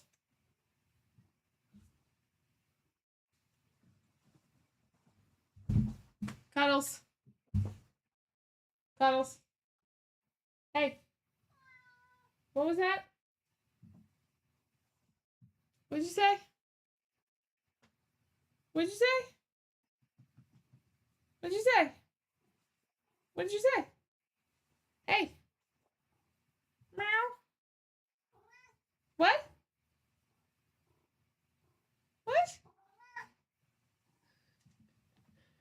This is a loud kitty. Meow. Come here. Want to come up? Not on top of me, though. You a big girl. Huh? What?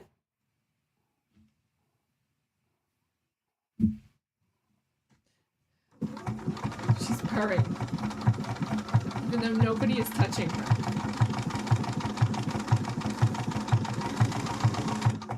I think she's defective. She drools too.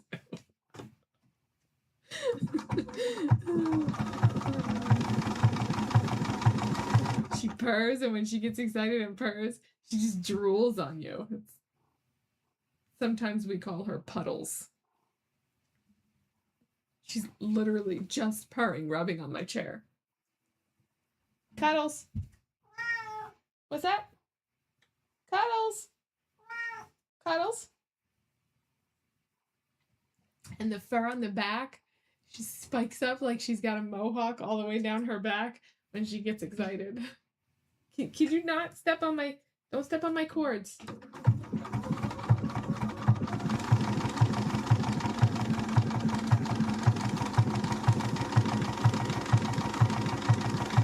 I'm rubbing on everything, you stinky turd.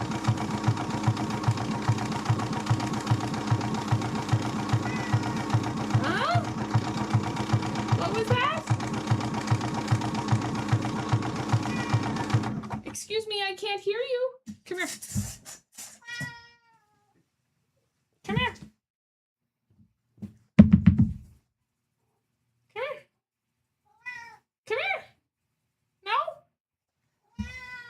No. No.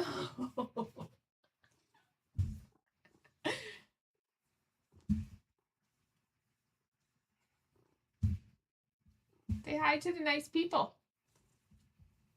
Okay. Ugh. You're drooling on me. Stop it. Say meow.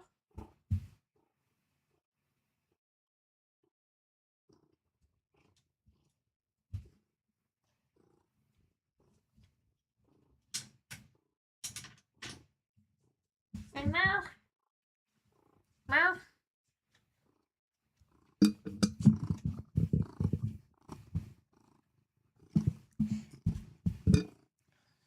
I don't know if you guys can hear her purring. Don't get into that. Okay. Calm down.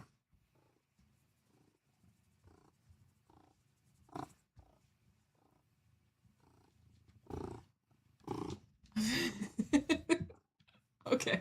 All right. Come on. You're drooling all over everything. Come on. All right. That's enough. I'm tired of being covered in drool.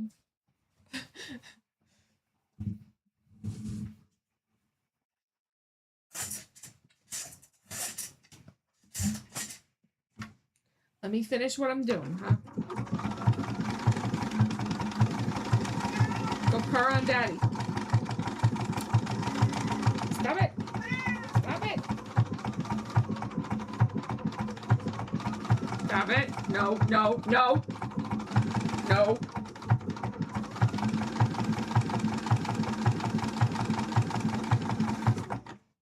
You're gonna destroy my dress. Stop it.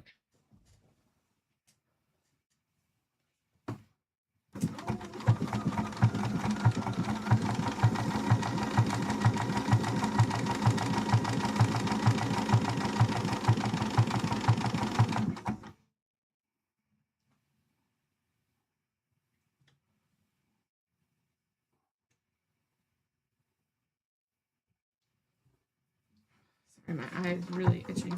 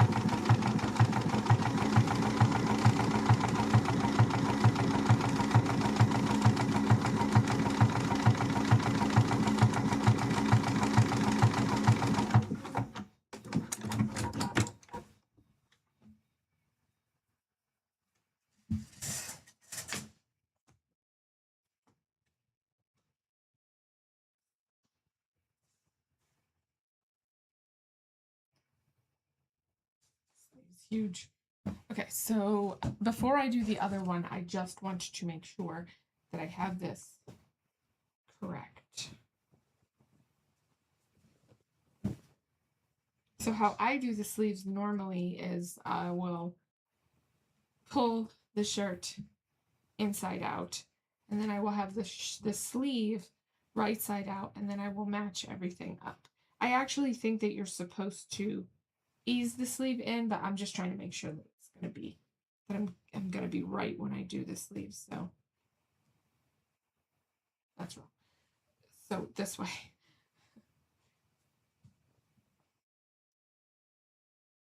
So then you're just going to match it up, because this is the right side, because this sleeve is right side out, and this shirt is inside out. So you're going to put the sleeve inside, and then it will be right side to right side. I know some people really struggle with sleeves, but I generally don't, if I remember to do it specifically the way that I always do it, which is like this. Like I said, inside out, right side out, right side together. So this one I'm just making sure that I'm not going to sew the sleeve wrong. Not this other sleeve, rather, wrong, because this fabric is exactly the same. So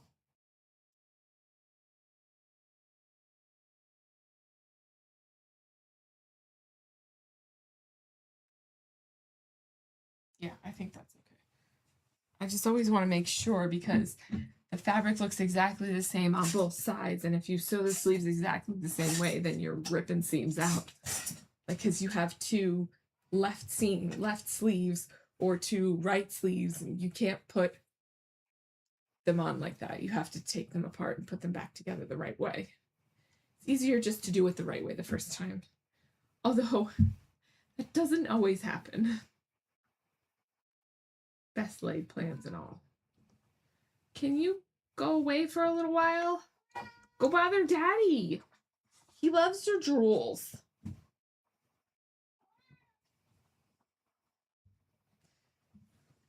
I have to pull my dress up because she keeps stepping on it.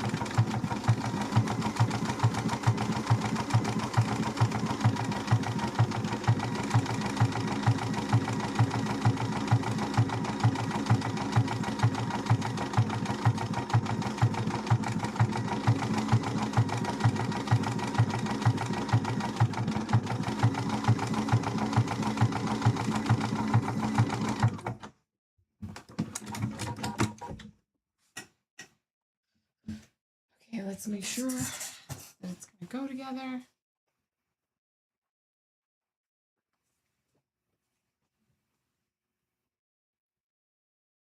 Yay! Yes. Okay. Okay, now I'm going to seams, make 2 rows of basting stitches. I think it's just from the notches to notches. We'll just do that. So that's just to help ease the sleeve into place. And this is with a long straight stitch. So I'm going to put it like 4.5 for the straight stitch. And this you would just do like along the sleeve cap here from the double notch to the notch, the regular notch, and within the seam allowance so that you just can ease it in or gather it down, whatever you want to call it.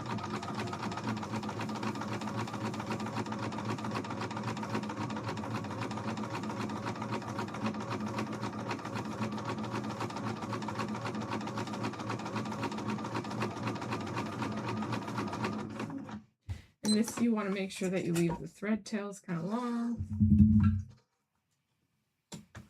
It's not long on the other side. I actually know because I cut it before. That was silly of me. But I'm going to just do 2 rows. So I'll have long thread tails on at least one of them.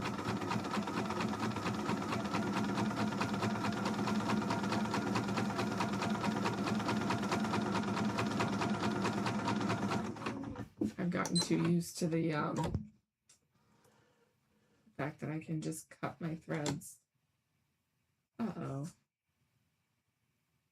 I just ran out of bobbin thread again. Sure did. So I didn't fill the bobbin up because I didn't think I was going to be using this thread, but then I realized that I needed to use this thread for the same thing. And so now I'm out of bobbin thread again. I should have filled it completely. That was silly of me, but you know, you live and you learn.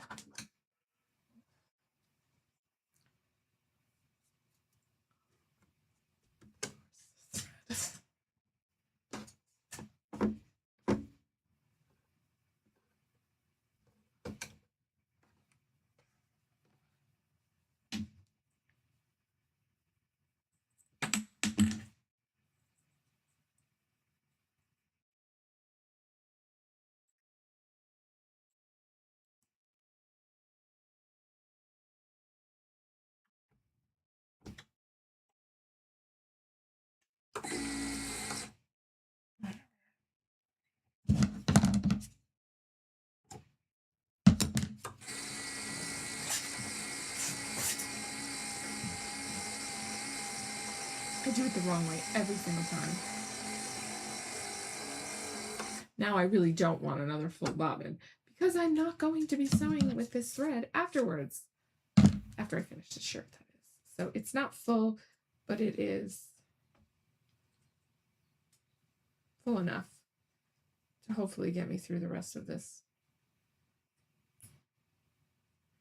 project. And to be able to hem the pants.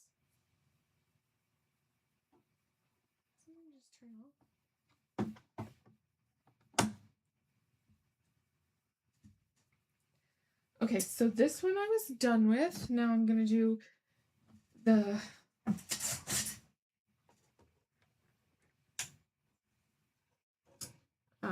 easing or basting stitches on the other sleeve cap.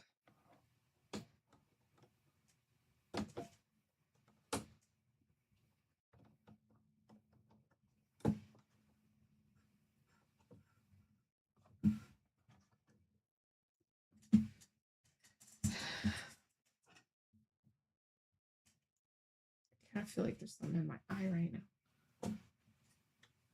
And then we will sew these in.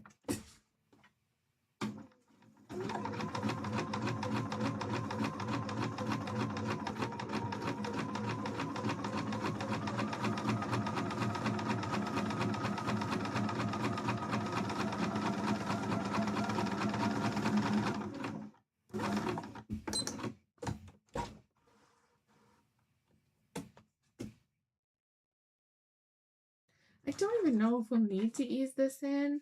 I'm just doing it because it says to do it. I mean, just in case it needs a little bit of easing.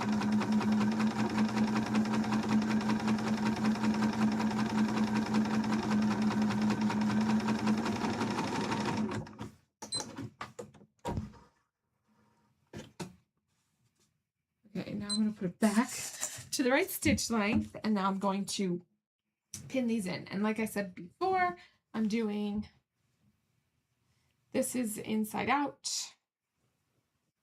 and then I'm going to take my sleeves right side out and match up my notches. So the notch, there's a single notch in the front, so that's this sleeve.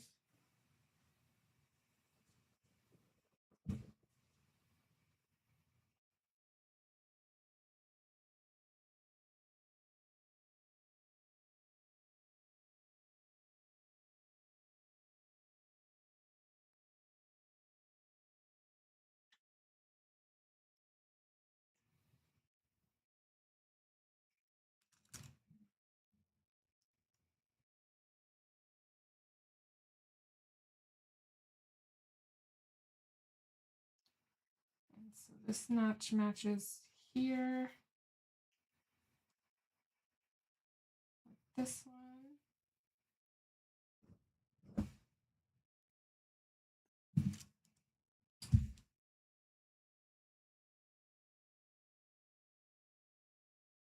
So I'm going to match my notches first and then see if I need to ease anything in before I match up the rest.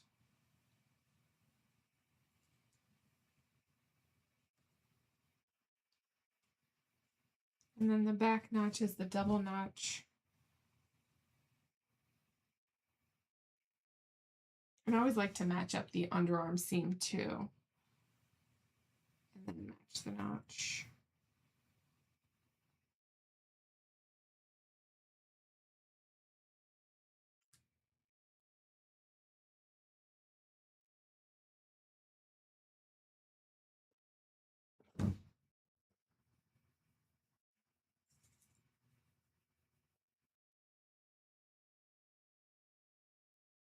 And then we will pull on the gathering stitches to see if I need to ease anything in. Sometimes this fabric is extra like slippery. I actually don't think anything needs to be eased in. I think it actually works out pretty well. It's just already going to match up. So I don't need to use those basting stitches, but if it didn't match up, that's basically what those are for. You would pull on those to ease it a little bit. Maybe just a slight, tiny little bit.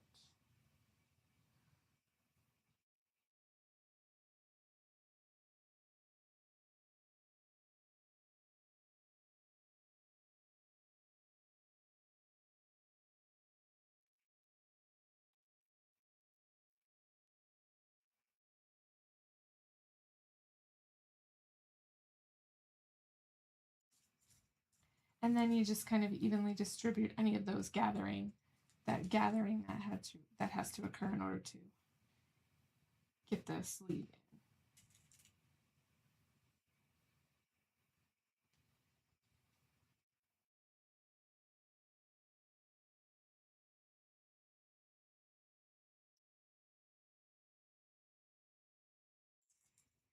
in. And then use as many pins as you need to in order to hold it in place for your stitching.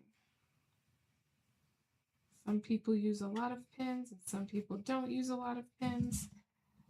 I guess I'm kind of somewhere in the middle. Just depends on how many pins you need in order to get it to do what you want it to do. Okay.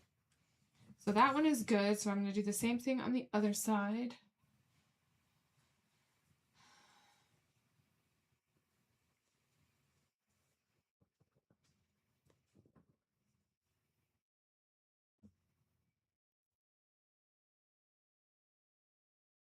And I'm just taking my seam allowances and pressing them open because I didn't press them open, but I'm just going to finger press them open and then pin them open for when I stitch them together, because this fabric doesn't press super well, so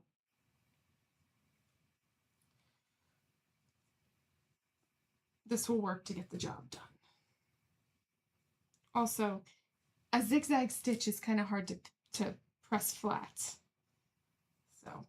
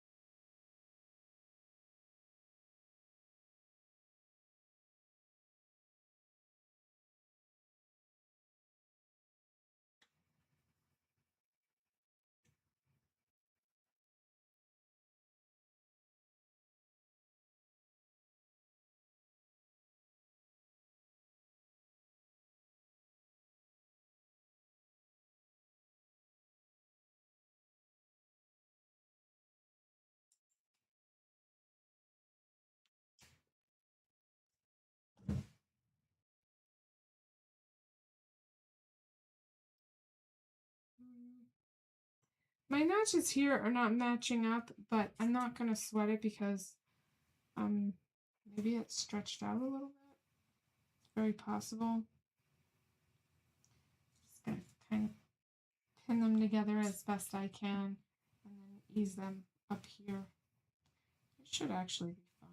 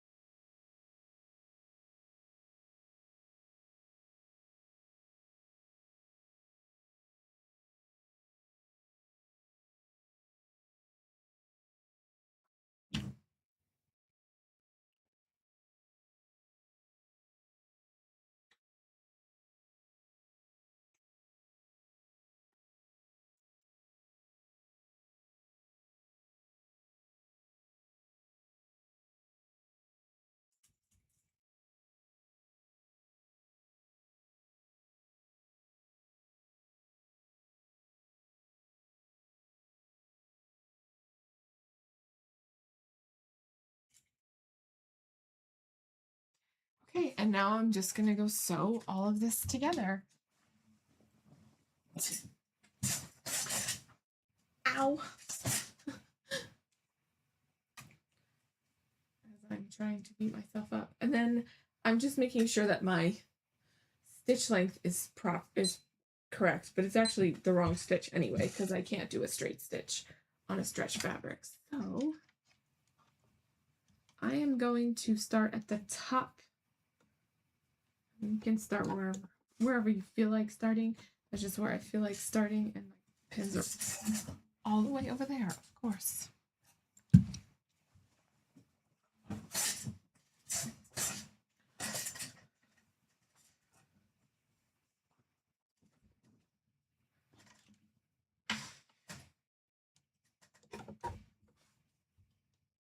just want to make sure nothing is scrunched up underneath that's going to get like leave a pucker or anything like that. You want to just make sure that your fabric is flat.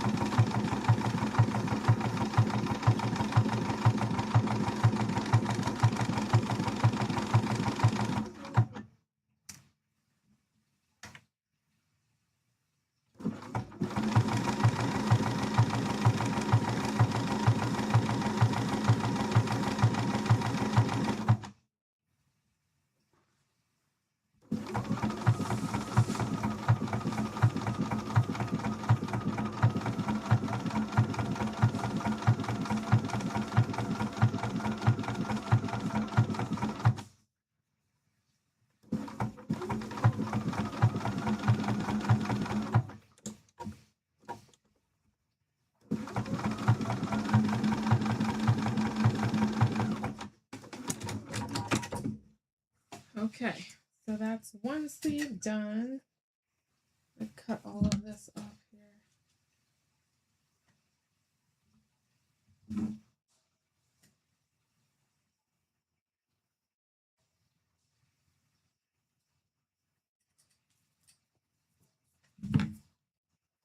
And I'm going to do the other sleeve.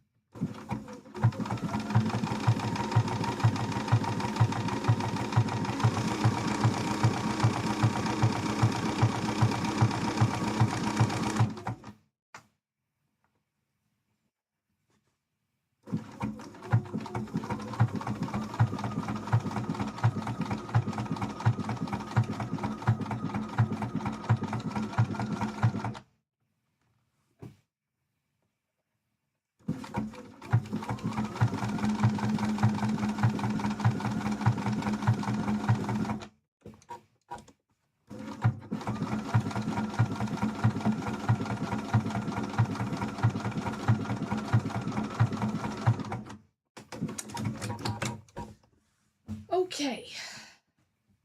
Oops. Now I'm going to turn everything back out, right side out, and we're going to have him try it on.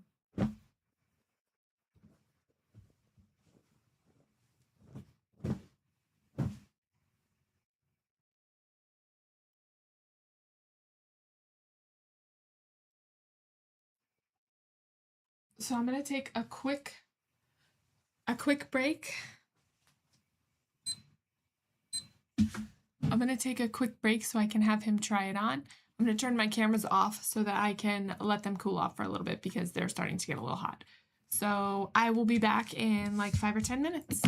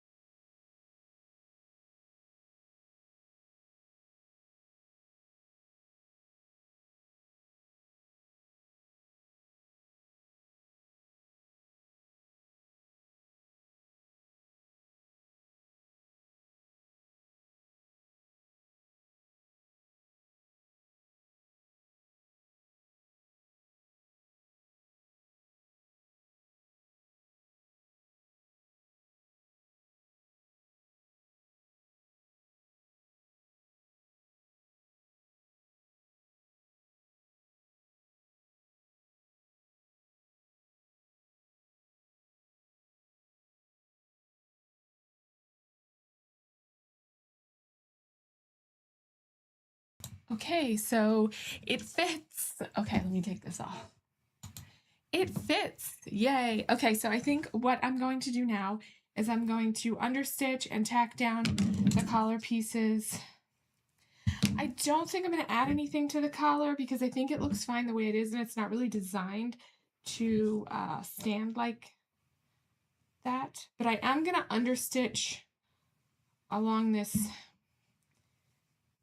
seam here all the way around, and it might show on the inside, like on the inside of the collar, like this part of the collar, but it won't show on the outside, and I think that's okay.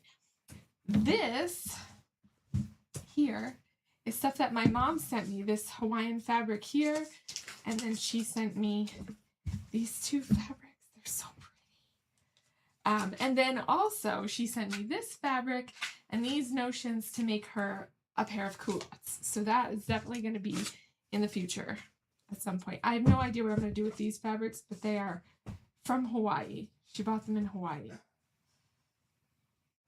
And they're so pretty. I don't think she knew what to do with them either, which is why she doesn't sew as much as I do, so that's why she sent them to me. But this is going to be a pair of culottes for my mom. She sent me the hook and eye, but these are coat hook and eye. I don't know if that's what they need. And buttons, and then perfectly matching thread. So that will be at some point in the future after all of the cosplay stuff is done. I still have to make my own dress. I want to remake my Aerith dress because the dress that I had made before, it doesn't fit my bust properly. It needs to have a full bust adjustment done on it, and I didn't, at the time, I wasn't sure how I was supposed to be doing that. I tried to do it, and then I didn't realize that you also need to move the bust point down. So, like, the bust point was just too high on me, and so I ended up reverting back to just the way the pattern was. And now that I kind of know a little bit more, I'm gonna probably go back and remake that dress. And I'm hoping it's a very simple dress to make.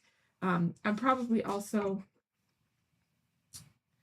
when I remake it, make the skirt a little bit fuller.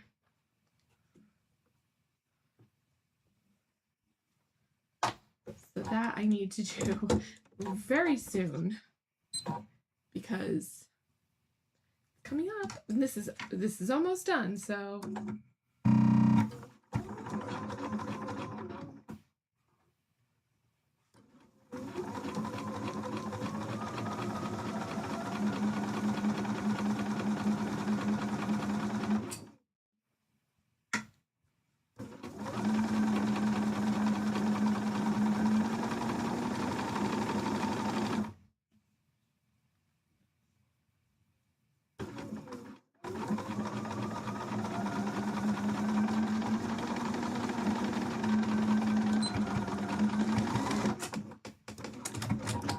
I'm not going to do the corner here or the rounded edge here because I think it'll make it look bad. So I'm just going to skip over that.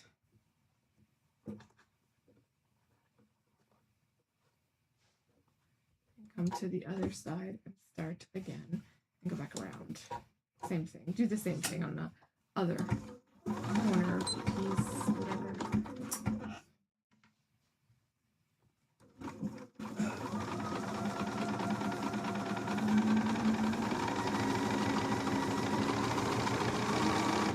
And I'm just doing a straight stitch here because this seam doesn't really matter that much if it breaks, but it's not a high stress seam. It likely will be fine.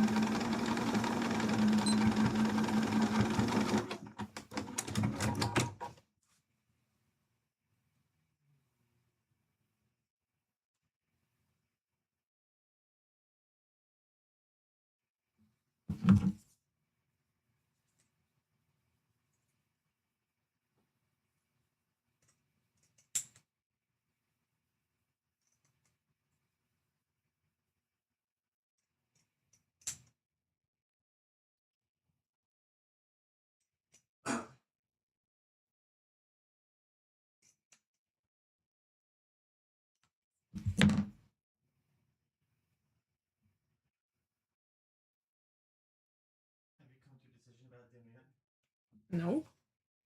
I didn't know I was toasted. Well, you need something for tomorrow. Can't take chaos. I mean, no. You couldn't even fit in your lunch bag. You took everything out.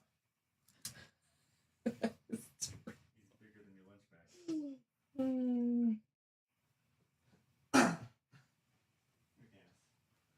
Show mommy how big you are. Big mounted cat. Who's making a lot of noise? I don't know. Probably kids' mom. Are you having fun? Are you talking to me? Yeah. Oh, beyond words. Beyond. It's warm up here. Is it? I don't either. It always feels like this up here.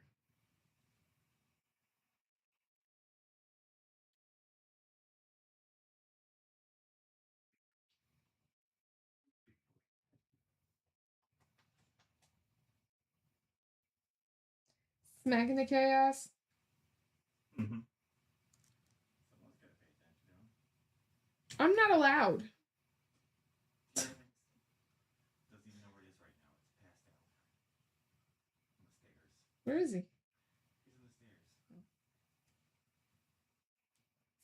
You well, with my luck, I would pet him, and then all of a sudden that thing would show up and start ripping him to shreds. So. Well, you have all the good luck, Shannon. Hard pass. You have the good luck in this house. What are you talking about? Yeah, all of it. Because I was the one that was driving when they hit us, right? We were coming right from the store you must go to. Shut up. And new fabric is a bad idea. Like I hated fabric. Oh, God. And then you work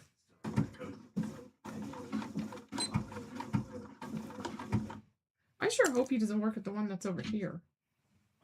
I'll never go there again.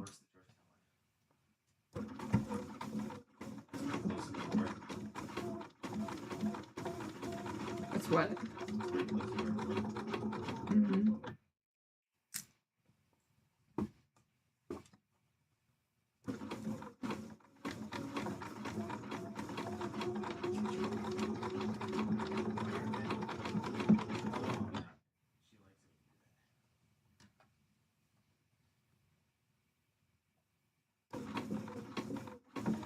I don't even know what you're talking about right now. Elbows it? Yeah. Ass elevator, okay? Not with that thing. Ass Vader. It's got a huge ass. See this? Who wants to put his butthole in your face? He falls right now. He's gonna fall off the couch. There he goes. He goes. Look, I had to catch him. He was going right off. Oh, I don't know what you want me to do. Your boy. He did. But he would never fit there now.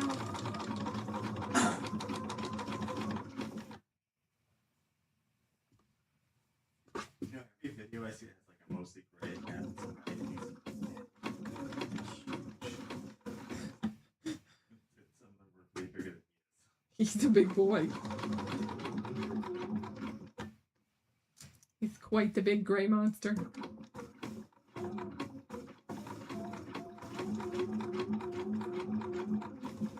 Well, I mean, he's technically a tuxedo cat, just like Harley was, and Harley was a big fat kitty. She would eat anything, including some things we would rather she didn't. Okay, that should hold it in place. So I just did a stitch in the ditch here. This one you can kind of see I didn't do a good job there. But this one here you can't see as well. Just down this seam here to hold this facing in place.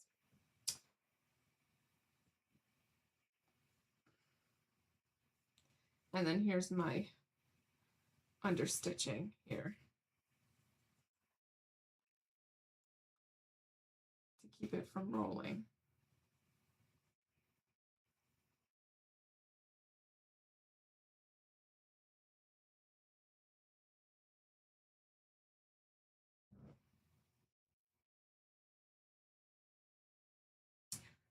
I don't really think there's anything else that I need to do on this other than hem it.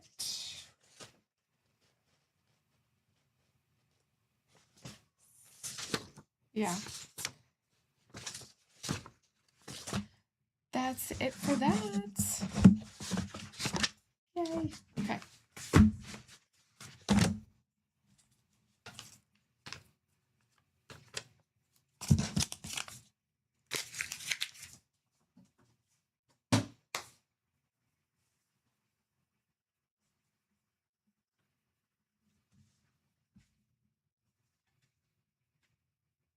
Oh, it's kind of stretchy.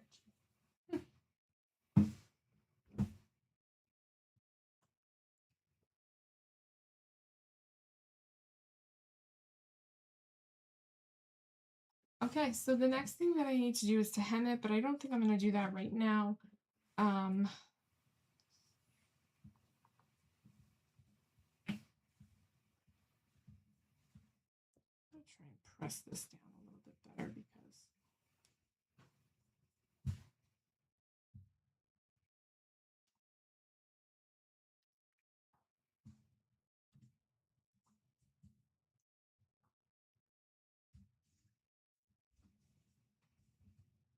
it got so stretched out here.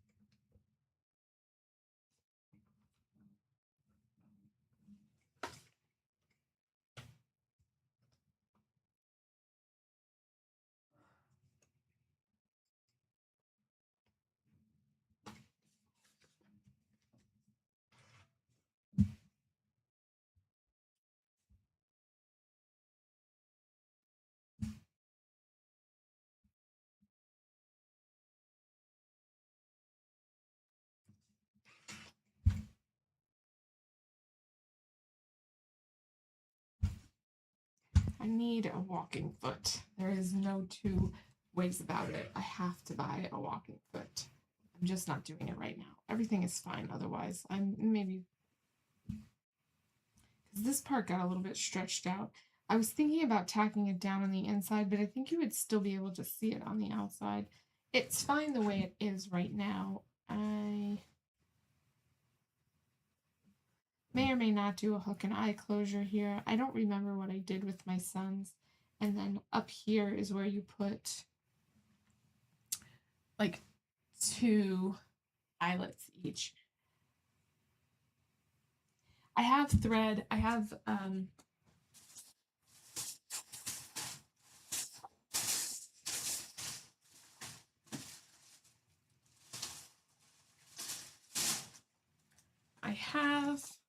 embroidery floss. This one actually is exactly the same color. It's called Ecru. That was the name of the dye that I used for it. So it's actually the same exact color of it as this. So I can use this embroidery floss. Ooh, this stuff is so much thinner though.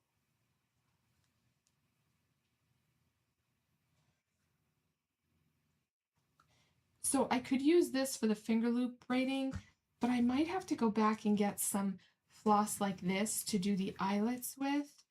Or I could use this. I mean, this is actually not terrible, but this would probably have to be for the finger loop braiding because I'm pretty sure this is not the size 12. This is a little bit too big for the eyelets. So like this here is size 12 embroidery floss. It looks so much thinner than this. that would be good for the finger loop braiding. This one might have to do for the eyelets. I think it will look fine. It's a close enough color. I think it will be fine. This is too yellow, too brown. Let's see what I don't understand is I bought these at the same time. This is a different kind than this. This is 8. This is 5. Because I think this is a size 12. I'm not sure what size that is. This might also be a size 12.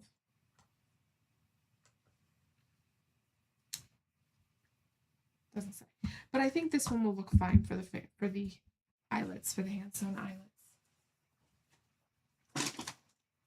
It's not too thick, and the color is pretty close. I mean, where I got this was a quilting shop, and they sell lots of other colors. So if I need to go back and see if I can match the color better, I could always do that at a later time. But this is done. Yay. Okay, so far, let me look at my list.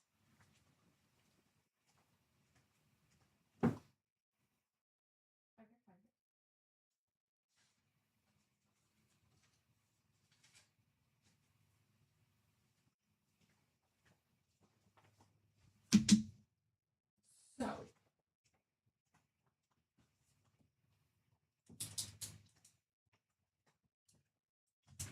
we are making progress. I'm so excited. I'm going to turn off my sewing machine because I'm probably going to be done something for the day. I move this out of the way so that I can actually see you guys. Okay.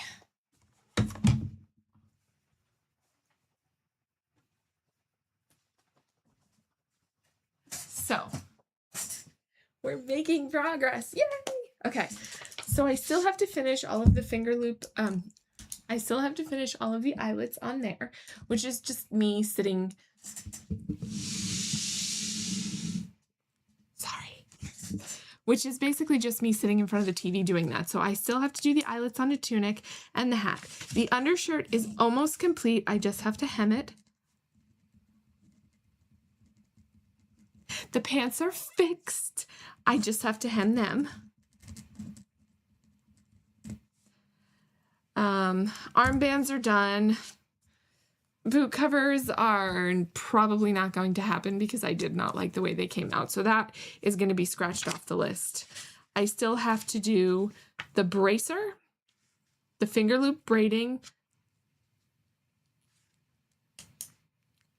and all of the hemming. So finger loop braiding, bracer,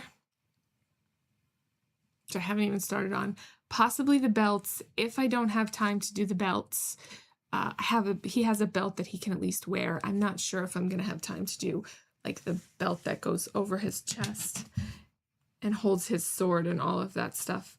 I think that's maybe a little bit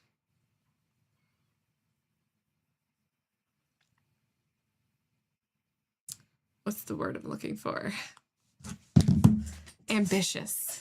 So I do still want to do it. However, in order to finish it before this cosplay contest is probably not going to happen. So let's see. Here is the picture of Link, and he's got boots, which I'm not going to have a chance to do. We've got the pants, we've got the tunic, we've got the undershirt, we've got the chainmail, and we have the armbands. So belts and bracer, if I'm doing those, plus all of the finger loop braiding and all of the hemming that I still have to do. So not terrible. And then I probably need to purchase some, I purchased some ears. They should be coming in a couple of days or so. I still have to purchase a wig and style that. And I still have to purchase some fingerless gloves because I'm not making those. So things that I haven't even started on that I still need to make are the bracer and the belt. So not too terrible. I'm just a little bit scared of the bracer. For that, I'm probably going to have to make a mock-up and use my projector because I think I need to make it a little bit bigger than what I printed out before. I have a picture of the pattern and all of that. It's just, it probably won't take me that long to do. It's just sewing the two pieces together and then making the belt pieces that go over it. And then adding the design. But I think you add the design before you finish it, like finish the leather. I think once I actually do it, it probably won't be that bad. I'm just really, really intimidated by the leather working portion of it.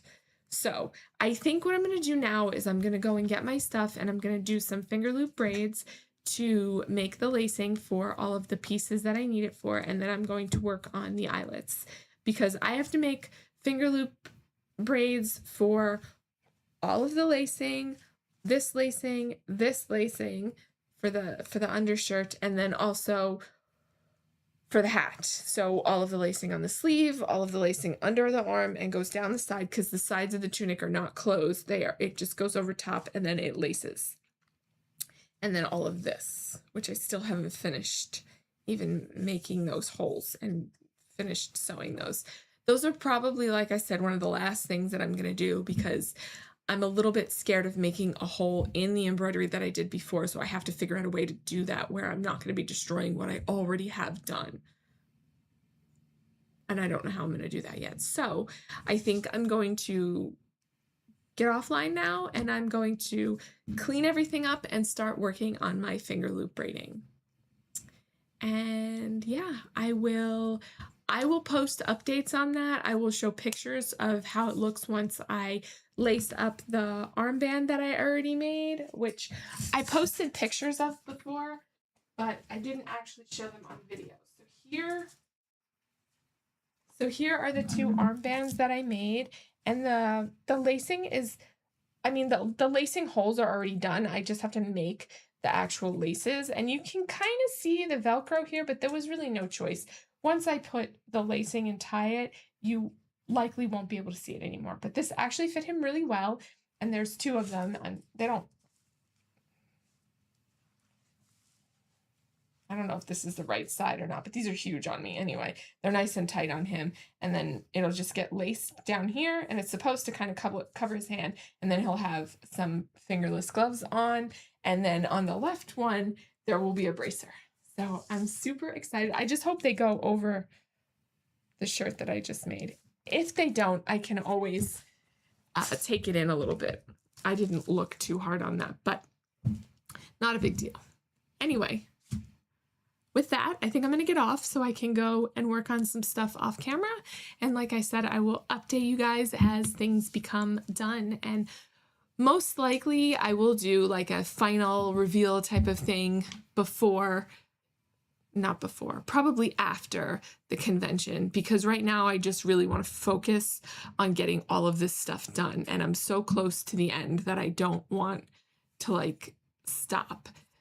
As far as regularly scheduled videos, I don't have anything edited and ready to go for Friday, and I really want to try as hard as possible to get most of this done as soon as I can. So I don't know if I'm going to post anything this week, but if I have time to edit this week, I will probably post something next week. I just really have to edit videos because after switching over to DaVinci, and then also with all of the sound issues that I've been having and getting this, everything has to be re-edited. Even though I had several videos already ready to go, I had to re-edit them and I had to re-record all of the voiceover and stuff. So just bear with me, and I will have another trouser pattern review video coming out as soon as I can get it edited. In between all of this other stuff that I'm doing. So I always have like at least 3 or 4 projects at the same time. Like I probably have like 3 or 4 projects started all at the same time. Always. I'm always doing like several things at the same time. I guess I'm just too ADHD to start and finish one project and then start another and finish that. Because sometimes like the finishing of the projects is very tedious. And like hemming and stuff like that is just very tedious. Even though most of it's done, I end up pushing that off and finishing that later. or like buttonholes and putting in buttons and things of that nature, they become very tedious. So I usually put them off. I don't know. Are you guys doing the same thing? I don't know. But yeah, that's just how I do it.